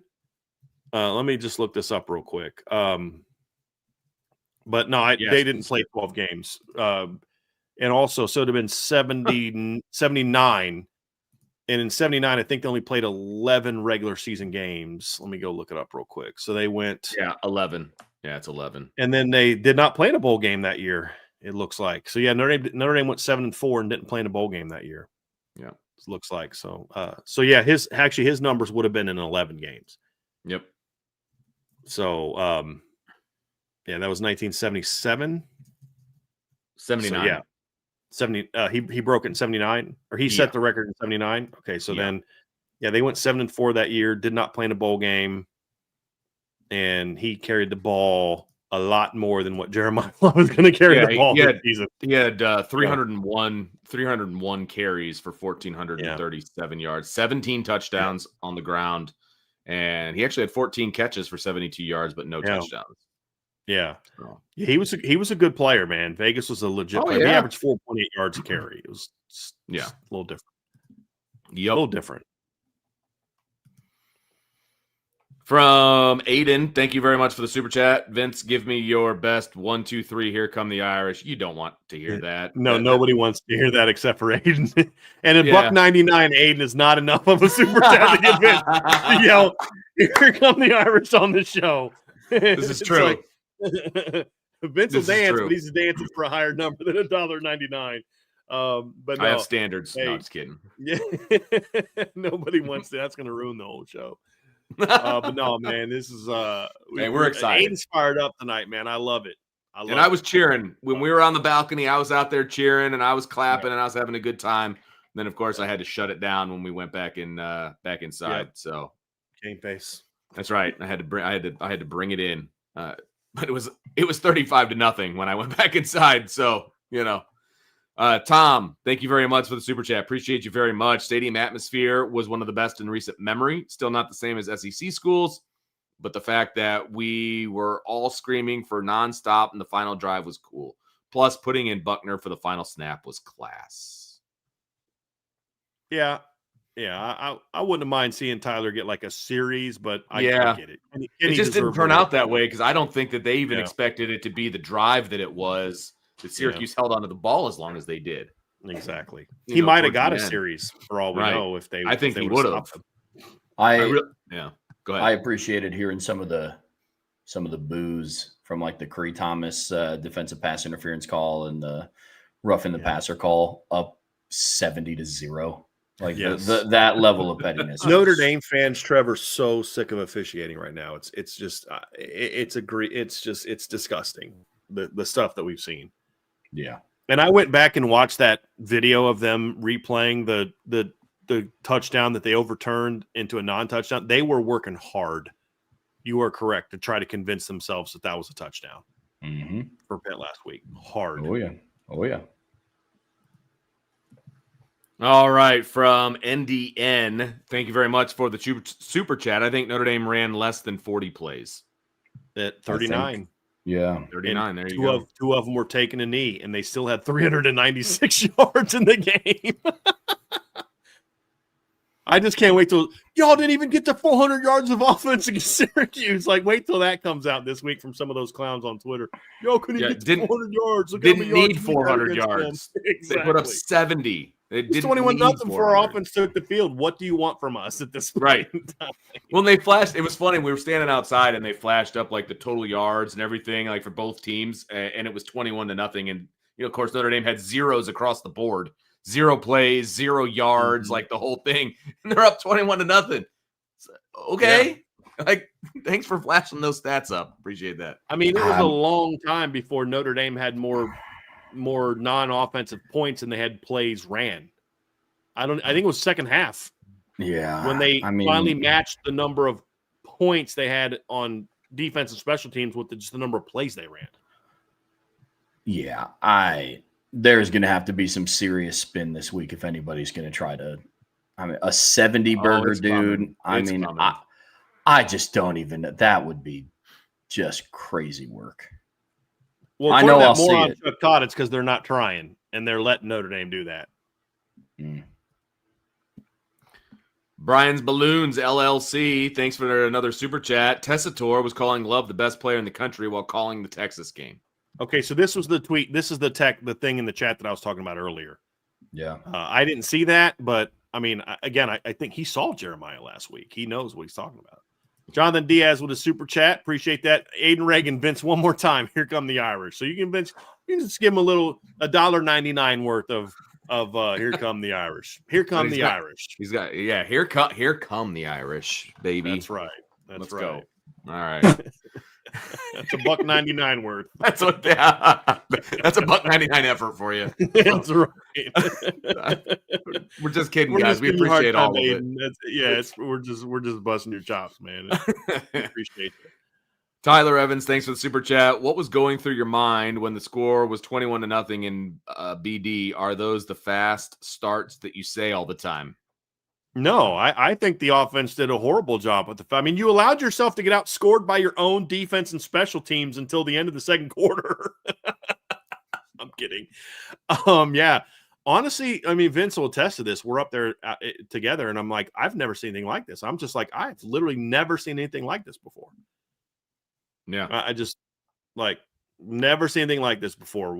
And I've coached guys in some really blowout games. I've coached in games where we scored more than 70 points. I've coached in games where we scored more than 60 points. And I've never seen anything like that, where your offense doesn't even take a snap and it's 21-0. That's impressive. Yeah, that's impressive. But what's going through my head is this team is pissed. That's honestly what's going through my head. Yeah. Yeah. They were driven in this game. There is no doubt about that. Jacob Steely, thanks for the super chat. Coach D, you were so high on Love out of high school. How does Keemon stack up if we get him? Go Irish. God bless IB Nation and Love for the Heisman. I just want to say this before you answer the question. My buddy Jake actually texted me this morning. He's like, you know what I think about all the time? That's absolutely awesome. I was like, what? That you got to coach with me for 3 years? Like, is that what you are? No, that wasn't it. It was that we let Jeremiah Love commit on our show. He's like, I think about that all the time. And I was like, yeah, better quality. I know. And I was like, and it'll never happen again. But it was really awesome that he was able to do it. Yeah, it was. It was a cool moment. And like CJ Carr was there. That's how long CJ's been committed. CJ was there. Yeah, that's right. And Cam Williams was there. And because they had already committed and they were a year behind Jeremiah. That's how long CJ Carr's been committed to Notre Dame. But yeah, that was pretty awesome. For those of you who weren't maybe watching then, so we did a live commitment video where, we didn't tell people we're doing. We say, hey, we're going to do a special ceremony. You're going to want to be there. It's going to be a big, cool thing. And so I sat down and I start talking about, man, this Notre Dame needs more playmakers. They need this. And then Jeremiah Love walks up behind me, taps me on the shoulder, and he's like, I got this. So I'm like, oh, okay. So I get up, acting like, and Jeremiah Love sits down and he says, I'm Jeremiah Love to high school, and I committed to University of Notre Dame. And the crowd was there. They're just going nuts. They're just cheering. And it was a pretty awesome moment. It was a pretty awesome moment. And it's disappointing that Notre Dame doesn't allow people to do that anymore, because that was and there's the Golden Dome is behind him. Like, you could see it in the camera shot. It was a great moment. Great moment. But it is what it is. But yeah, that was a very cool moment. Very cool moment. But as far as Keemon Spell, like Jeremiah's thing is, I graded Jeremiah as a top 100 player, maybe a top 50 player, but it was more about his upside. The thing about Jeremiah coming to high school is he was an elite player, but he had a lot to learn about running back. And we saw that as a freshman. I mean, sometimes he was just going to go. He's going to get the ball and just go 100 miles an hour. And he was always a great talent, but he had a lot to learn about playing running back. And that's why I think the best thing that he ever decided to do was to play for Dylan McCullough, because someone who took so much pride in teaching the finer points of the game. It's not just let the athlete be the athlete. He was a maniacal about footwork and technique and double reads, where most guys are just teaching single reads. And I think Jeremiah needed that. And I think that he regressed early in the season. And then I think that Jaywan Sider was able to kind of find his way to communicate with Jeremiah and kind of get him on track. His patience the last 5-6 games has just been otherworldly. I mean, it's as good as I've ever seen. The patience he's shown and the cuts he's making and the reads he's making. And now he's a true running back. Keemon is further along than what Jeremiah was as a pure running back. Now, does he have Jeremiah's upside at the collegiate level? It's close as a pure running back. Does Keemon have the all-around potential that Jeremiah had as a pass catcher? No, you're not going to put him up and have him run corner routes against an SEC team like Jeremiah did against Arkansas. But as far as a pure running back, yeah, Keemon's in that league as far as 5-star upside, 5-star talent. It's just different. They're a different style of back. Keemon is a pure, natural running back. Jeremiah Love was an elite athlete still learning to play running back. I mean, Jeremiah Love's best high school football game in his career was the state championship game his senior year. Like, that's the best game he ever played. And you could just see the evolution happening as he got older. Like, junior year, he was just a great athlete. He wasn't a great running back. Senior, I mean, you could argue he might have been an even better DB prospect as a sophomore and junior. It wasn't until senior year that he started to look like a running back. And then, now we see that he's best running back in college football. Keemon right now is just a natural runner. But yeah, Keemon would probably have the highest upside of anyone since Jeremiah, for sure, if Notre Dame were to get him. And that's saying something, because the two cats that they got in this year's class are studs. And Javian Osborne and Jonas Walton. Nolan James is a guy that I was very high on. Aeneas Williams was a 4-star back. Keedron Young was a 4-star back. So the backfield's going to remain loaded, but Jeremiah Love's different. He's a different cat. Jacob Staley with another super chat. Thank you very much. Did y'all hear whoever called the game today say that if Al Golden stayed at Notre Dame, he would be the next Penn State head coach? Made sense to me. Sean, do you have a thought on that? I mean, I No, especially with the issues they're having finding a coach, that makes sense. I understood the logic. And I think it was Jason Garrett that brought it up. And he was just saying, like, the way this defense is playing, if Al Golden had stayed one more year and had been coming off of the previous 2 years with this defense once playing at this level, he definitely would have been a prime candidate to take the Penn State job. You know, instead of being where he is with a struggling Cincinnati Bengals position, he's taking a step back, you know, as far as a head coaching job in college football. So I thought it was a pretty solid point of view.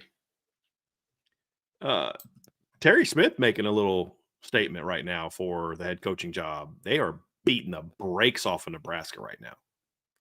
I think Matt Rule must have thought that forgot that Penn State wasn't ranked anymore. You know, and that's why they're struggling. But yeah, it's 37-10. Last I saw. It's not going really well for Matt Rule, because also, did you guys see that Dylan Raiola's little brother just decommitted from Nebraska this past week? Ooh, really? Yep. Yikes. And apparently Cincinnati should be up right now, but they missed 2 field goals. So, see, it's not just Notre Dame. Right. O-line play's gotten worse and kicking has gotten worse. Right. So just FYI, everybody. All right. ICUN with Irish Luck. Thank you for the super chat. Appreciate you very much. And Love is doing this and having huge games when his team needs him the most. And every game is an elimination game. It's been that way Sean, since the second week of September. You and I have been Notre Dame fans longer than anybody else in the show because we're older than anybody else in the show. The one thing that has always been true to me is I've never really cared about stats for greatness. I cared about, are you put I was never high on Deshaun Kaiser. People like, oh, look at the numbers. I'm like, I never felt like he played well in big moments, in big games. At least not consistently. I've always been like, you're defined by what the big, I mean, Reggie Brooks put up great numbers in 1992, but he was great against USC at the end of the year. He was great in the Cotton Bowl. I feel like you're defined, Sean, by your greatness in the biggest moments. And I would argue that Jeremiah Love has shown that this season. Like since Miami, A&M, he didn't have 100 yards rushing, but he was close. But he had a huge pass play for a touchdown. I think he has done that. I think he has been at his best in the biggest games. And as the season gets down the stretch when they need to make statements, I think that is why my opinion has changed to where before I was like, let's just let him finish the year, to where I'm not going to say is I do think he, as long as he, keeps going, he's the best. This is the best season I've ever seen a running back have at Notre Dame, which makes him the best running back I've seen at Notre Dame.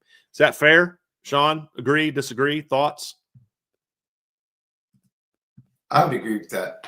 Yeah, I would agree with that wholeheartedly. I think the season is, like I said, we can look back at that first game, but that's not a good enough reason to discount where he should be and how he should be considered.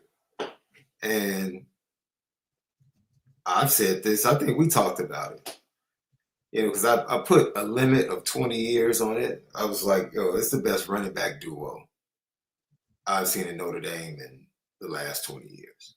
And it's not even close. And that's crazy because there's been some pretty good running backs in that time. You think his group's even better than the Brooks-Bettis duo of 1992? Well, that's why I said the last 20 years. Oh, 20. To make sure I didn't, even bring that into the conversation, because then that's a totally different debate. Different debate. But their greatness and what they have meant, who was that? Linus? Is that the Peanuts character with the little blankie as his little comfort? Yeah. That's if you put CJ Carr sitting down with a blankie, it would be Jeremiah Love and Jadarian Price. Like that, as a first-time starter, there is no better comfort than to be able to bring them along each and every week in the backfield with you. That helps. That helps. That helps. And that's not to minimize anything CJ Carr's done this year. Not to minimize anything he's done. But that's and four. Look, going back to the question about when we were covering his recruitment. You were high on him. I was high on him. And I remember watching the championship game, and I remember him catching a pass out of the backfield and turning around having a conversation with Christian Gray. And Christian Gray was running as fast as he could and couldn't gain ground. And I was like, oh, yeah. Then, first game against Navy, he breaks one off. And it's like you said, he was just scratching the surface. He was just scratching the surface. And I'm going to tell you something, man. He is going to be a man on a mission if he gets back to the playoffs. Because he wasn't 100% when he had the 98-yard run. He wasn't 100% against Georgia. He wasn't 100% against Penn State. If he goes into these playoffs 100% and they snub him for the Heisman, there's going to be a few teams in trouble. He's going to have a huge chip on his shoulder. Huge chip on his shoulder. So I'm with you, Vince. Part of me wants to call somebody at the NFL offices and ask them to send a bogus draft report that he's going to be taking like day 2 or something like that. Return to college. Right. Grade. Yeah. Right. Give him a grade that tells him he needs to go back. Because, you don't get this. Like I said, too, I thought Josh Adams was fantastic. I thought he was fantastic. His Heisman, of course, after the Miami game, it kind of derailed, his Heisman campaign. I thought Dex coming back from, his disciplinary stuff, I thought Dex was fantastic. Tony Jones was huge. So good in 19. Huge. Like we've had, and Kyron was, Kyron's almost like the forgotten running back, which is crazy because of his success in the NFL. But you've had running backs, but this kid is just Even it was funny watching Jadarian like on the sideline just clapping for him. Like almost Jadarian was even like, man, look, this dude is different. Love has the same, and I would argue he is probably the first player that's had this about him since Manti in 2012, but they have very similar auras in that manner. Like, in 2012 it was like the defense is going to be fine. They have Manti. Now they had other really great players on that defense. Cap, Stephon Tuitt. I thought Bennett Jackson was a good corner that year. Zeke Mott at safety, but like it just all felt okay because Manti was on that defense. That's how I feel currently about Jeremiah Love. It's like we'll see what the offense is matching up with today. It's like they have Jeremiah Love though, and honestly, I haven't felt that way about and Notre Dame has had great running backs before in the past, but I haven't felt that way about, and honestly, close to that with any other running back that's came through in my lifetime. Like Audric had a productive season in 2023, but I was never like, oh boy, like hopefully they can pull this out. They got Audric though. Like, but Jeremiah Love can hurt you in so many different ways, man. Like that's the difference. Like I loved Kyron at Notre Dame. I never felt that way in 2020 or 2021. It's like, they'll win today because they have Kyron.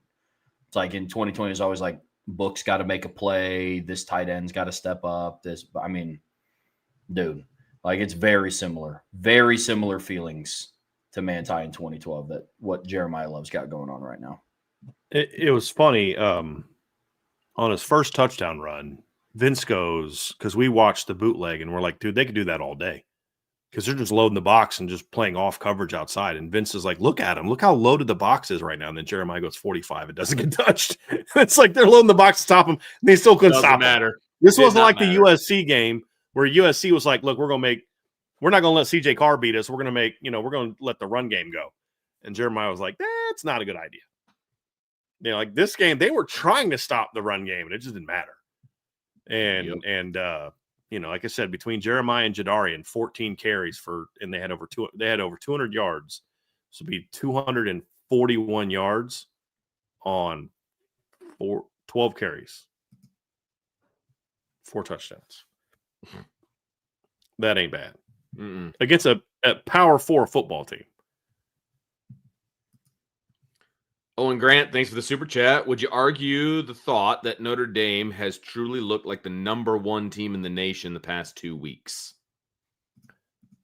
I won't argue with you, Owen. I will just say I still think Ohio State's been pretty flipping good the last 2 weeks as well. I think those right now are the 2 best teams in college football. Indiana has not looked great the last 3-4 games. They didn't look great against Wisconsin the last game. They didn't look great against Penn State.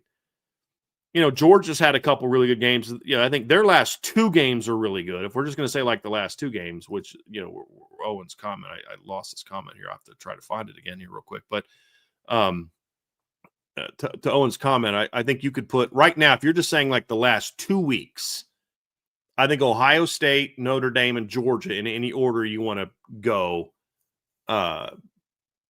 look the best prior to today. Because I can't comment on how Georgia played today because I didn't watch the game. The box score wasn't impressive, but like for all I know, they look great and they just, called off the dogs from I don't know. But coming in today, and I like Trev, I love the expression that Trev has. Notre Dame is in the top 3 and they're not 3rd. But I'm still you're the champs till somebody beats you guy. And when Ohio State's just toying with teams. Like Ohio State today against Rutgers. They won, what was it, 40. Let me find their box score. It was 42-9. Rutgers scored at the end of the game. Ohio State did pick a pass off. They gave up 147 yards of offense. And they did that without Jeremiah Smith or Carnell Tate. Like, I think these are the 2 best teams in college football. I'm not going to argue with you. So this is what he said, would you argue? I wouldn't argue with you, Owen, at all. By saying Notre Dame has truly looked like the number 1 team in the nation the past 2 weeks. I just wouldn't claim that. Does that make sense? Yeah. I'm not going to be like, hold the phone, Owen. We're not going to be homers tonight, baby. I wouldn't argue with you. I'm like, hey, you believe that? Okay, cool. I'm not going to argue with you about that. If you were to say, hey, well, who do you think, Brian? I'm like, look, it's still Ohio State. That's still the big dog until somebody else proves they're the big dog. Is Notre Dame playing as well as Ohio State? I'd be okay saying that. Because that defense is still, as good as Notre Dame's defense is, that defense is still even playing on a higher level. I mean, they gave up 147 yards today. Notre Dame gave up 207. Now, granted, Notre Dame allowed 207 and the other team had 80 plays because of it. But Ohio State was still pretty flipping dominant today. Yeah. Yeah. Those are by far the 2 most dominant teams in college football. The hardest part about that, Owen, and I'm with you. You could argue it. The hardest part is like it's tough to gauge because of the quality of opponents. Because I would argue that Notre Dame between Ohio State in the last 2 weeks has played the best opponent in Pitt, especially for what they're doing to Georgia Tech right now. But then Notre Dame has also played the worst in Syracuse. Like I'm not saying that UCLA and Rutgers are these gauntlets, but they're better than Syracuse. So Notre Dame had the most dominant win, 70-7. They played the worst team, but then they also played the best team. There's arguments to be made on either side, but I'm with you.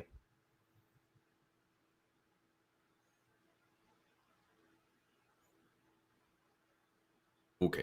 All right. Battle in the Trenches 83. Another massive super chat based on the score. And again, I appreciate you not putting Syracuse's score first. Appreciate that very much. Let's see here. I know it's only Syracuse, but definitely seems like this team is starting to hit their stride. Great win. Let's take care of Stanford and to the playoffs. What's the $70 level of Here Come the Irish? LOL JK. That's pretty.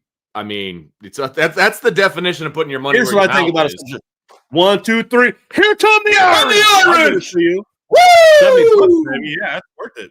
Now Vince gave you the arm pumps. I ain't giving you the arm pumps. I'll give you. Nobody I gave wants you to do that. I gave you Somebody the woo said. too. Somebody said you hit the Ric Flair woo pretty good, man. I did.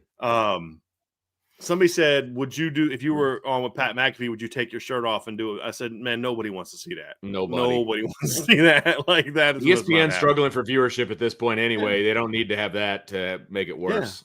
Yeah, I'm talking about myself, by the way, not you. That's some FCC violations right there, Yeah. brother. Like, you know what I mean? But no, that's 70. That's 70, boy. Yeah. Yeah. My wife just texted me, can you keep it down? We're trying to watch a movie. I'm probably gonna get the same text here in a second. So Vince just woke up all those kids. oh god, I'm gonna be in so much trouble. So much trouble. Yeah. All right, Brian Balloons LLC. Thank you again for another super chat. A little more, cause in 7 days the Irish will be kicking off in 40 minutes. It's currently 9:50. I appreciate the constant reminder today, guys. So Sean's down there about to fall asleep. Trev's looking tired. I'm ready to take a nap. I'm exhausted, and it's like next week kickoff won't even. We're gonna be starting our pregame show. Correct. A week from today. Yep. Yeah. Mm-hmm. Yeah. Freaking ESPN. Lou Holtz, Thunder, and Bolts. Thank you very much for another super chat. The Fighting Narduzzi's up big on Georgia Tech. The Irish defense is legit. Can't wait for Tuesday night. Is Notre Dame underrated?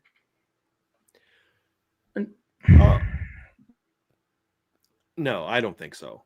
No. Let me make this case, Trev, and see if you agree with this. You could argue that based on certain things, Notre Dame should be up a spot. You could also argue that in the head-to-head, I think Notre Dame would beat Oregon, and I think Notre Dame would beat the bejesus out of Ole Miss. But I don't know that their resumes are such that Notre Dame belongs below those teams. And I don't think underrated is a situation where you're a spot too low doesn't make you underrated. Underrated is you're at 9 and you should be at 6 or 7. That's underrated for me. I don't know that I would, because look, you can't discount the fact that they are still 1 and 2 against teams currently in the top 25. Like, yes, they're playing great football now, but you can't just ignore that. And so if you were to ask me, where would I rank Notre Dame in a quote unquote power rating? If I'm just ranking best teams regardless of resume, I probably rank Notre Dame number 2 right now, and feel pretty good about that. But if you're asking me what my playoff resume, my playoff ranking would be, I'd probably have them 8. But I'm not going to sit here and argue with them being 9. That's what I said in the show the other night. I'm not going to argue with them being 9, even though I think they should be 8. And I don't think that if you thought Oklahoma was 8 last week, then you should, all of a sudden, because Oklahoma only won by 11 against a ranked team, you know what I mean? So they should be down below. That's my 2 cents. I don't think Notre Dame's underrated, but I wouldn't argue if you wanted to say they should be ahead of Oklahoma, because I personally, in my personal rankings, would have them above Oklahoma. But I would have had them above Oklahoma last week. I just don't think 77 against Syracuse, when Oklahoma beat a ranked team by 11, is enough to flip them. Now, if Oklahoma has a similar win next week against LSU, just like Bama, it's a bad win. And if Notre Dame dominates Syracuse, then I'll say, okay, now maybe we flip them. But, I mean, Oklahoma just won their 4th straight game against a top 25 opponent. I'm not going to, they're winning ugly, but they're winning, and they're beating good teams. So, yeah, I wouldn't drop them. Anybody want to push back on that? Nope. I think they would beat the heck out of Ole Miss. I think they'd beat Oregon. I think they'd beat Georgia. I think they'd beat Indiana. I think they'd beat Texas A&M. I think they'd beat Texas Tech. Just because you think you'd beat them on a neutral field doesn't mean you should be ranked ahead of them in a ranking that's built off your resume. Yeah, it comes down to what your definition of underrated is. Like, do I think that Notre Dame is underranked? Not really. You could argue a spot higher. I don't think that falls in the category of underranked. Underrated, I would still say yes. I don't think the vast majority of people still acknowledge the type of football team that Notre Dame is. So in that sense, yes, I do think they're underrated. Underranked, no. I mean, rankings aren't just when you watch them play who looks like the best teams in the country in order at 1 through 25. If that's the case, Notre Dame wouldn't be ninth or wherever they're at right now. So underranked, no. Underrated, yes, by the masses. I'll put it that way. Yeah, you can be who you are, but you still have to earn it in football, right? They can be one of the top 2 teams in all of college football. They haven't earned it. Yep, they haven't earned it.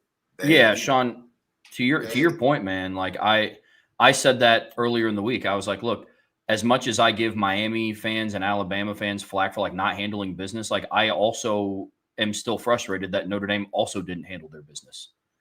Like you can look at it in 2 different ways. It's like, I mean, they lost to the number 3 team in the country by 1 point. That's a good loss, yes, but it shouldn't have been a loss. Notre Dame still should have handled business at home in a game where they took the lead late in the 4th quarter. Like handling business goes both ways. So yes, I agree with you 100%, bro.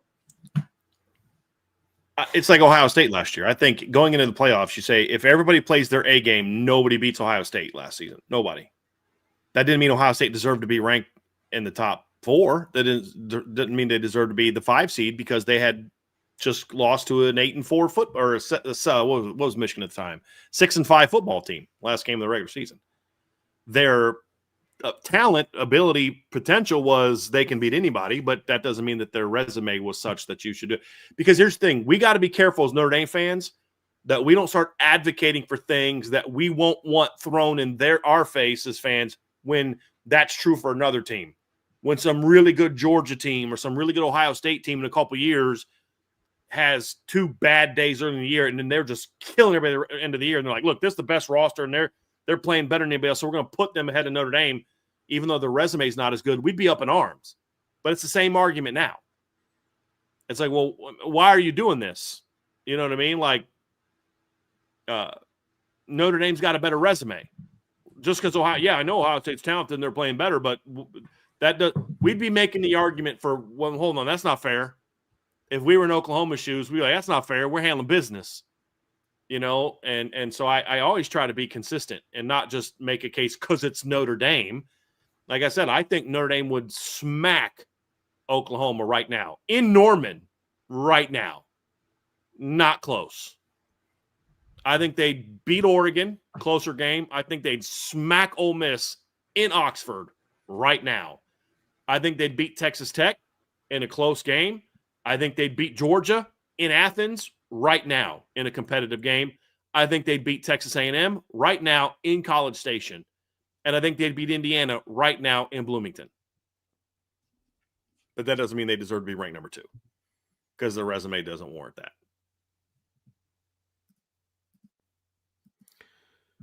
Aiden Benami, can you compare Jay Love and Vegas Ferguson, or is it not even close? Those are 2 like it's not even close to my lifetime, really. That I right. I mean, Sean, you were what, 2 when he broke that record? I was 1.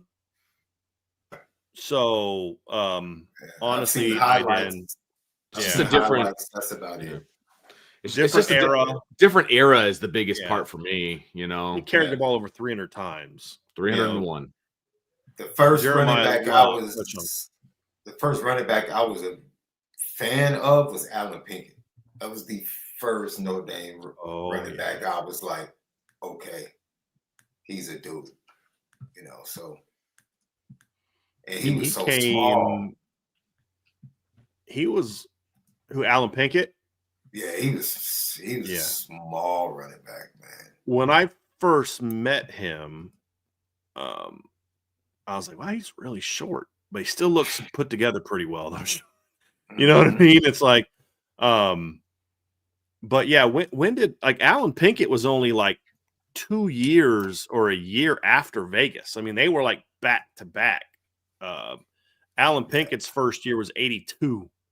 Right. and Vegas was done in 89. So like 80 and 81 between them, you obviously had different backs between them, but you had Phil Carter actually was the running back between them. So, you know, he was a good player as well. So, but yeah, I never saw Vegas play.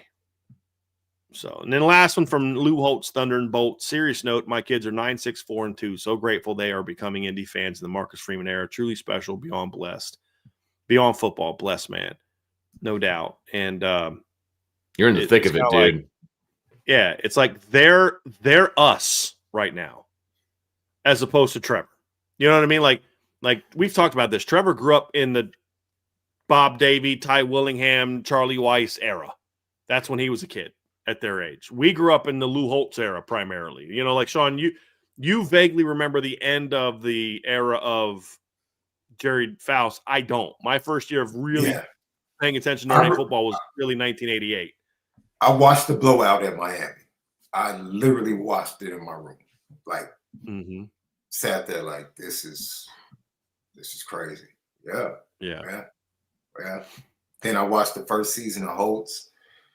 Like they should have beaten Michigan at Michigan, or they should have beaten Michigan in their first game, kind of blew it. Then they get the big win on the road at USC. Like you started to see it come together. Then you watch Tim Brown's, you know, Heisman season, and it's like, okay, something's brewing here. And then 88 just comes out of nowhere. Just like 88 to 93 was a lot of fun being a Notre Dame fan. Yep. So there we go, boys. All right, everybody. Thanks for hanging out with us on this edition of the post-game show. Appreciate it. And just for a reminder, if anybody doesn't remember, Notre Dame won 70-7 over Syracuse today. And it was a pretty good win. Best win for Notre Dame from a numbers standpoint since 1932, which is almost 100 years. So I'd say with the storied history of Notre Dame, that's pretty darn good. It is officially, just in case anybody's curious, it is officially 10:20 Eastern time. And this time next week, we will all be sitting here on the pregame show, because we will have one, waiting another 10 minutes for kickoff. We are going to do a live watch of the game. And so join us. We're going to have some fun with it. We're going to watch the Stanford game with all of you. And so make sure you guys tune in. That should be a lot of fun. And then we'll roll right into the post-game show, or we'll tell you guys how that'll work, moving forward, depending on really how the game goes, if we're being honest. And so, hey, man, safety in numbers. All right, so join us next week when it is a 10:30 Eastern kickoff. We'll all hang together. We'll all keep each other awake, and we'll watch Notre Dame do what Notre Dame does for one more game in the regular season, and then we'll see as the chips fall where they may. Also, make sure you tune in. We've got Upon Further Review coming tomorrow, but you got to be a member of the message board. If you want the video version, you got to jump over there at boards.irishbreakdown.com. Make sure you give us a 5-star review. Give us a comment. We love to hear what you guys have to say about things. Definitely do that. And stay tuned, because we've got all kinds of good stuff coming up this week. Our normal shows are all going to be that. Well, for the most part, we got the holiday week, and so you got to stay tuned. You got to hit that notification bell if you want to know when there's going to be some live shows. For sure, we'll have shows on Monday, Tuesday, and Wednesday. Tuesday night, we'll have a rankings reaction show. So you're going to want to check that out, where we see how Notre Dame is doing. And then, we're going to have some different things happening, Thanksgiving and then Friday and then into Saturday. So lots of fun. We're moving into the final week of the regular season, so a lot to do. We want you guys along with us on the ride, and we appreciate you guys very much. And so for Brian, Trevor, and Sean, I'm Vince, and we will talk to you next time on the Irish Breakdown podcast presented by our friends at FanDuel. Peace.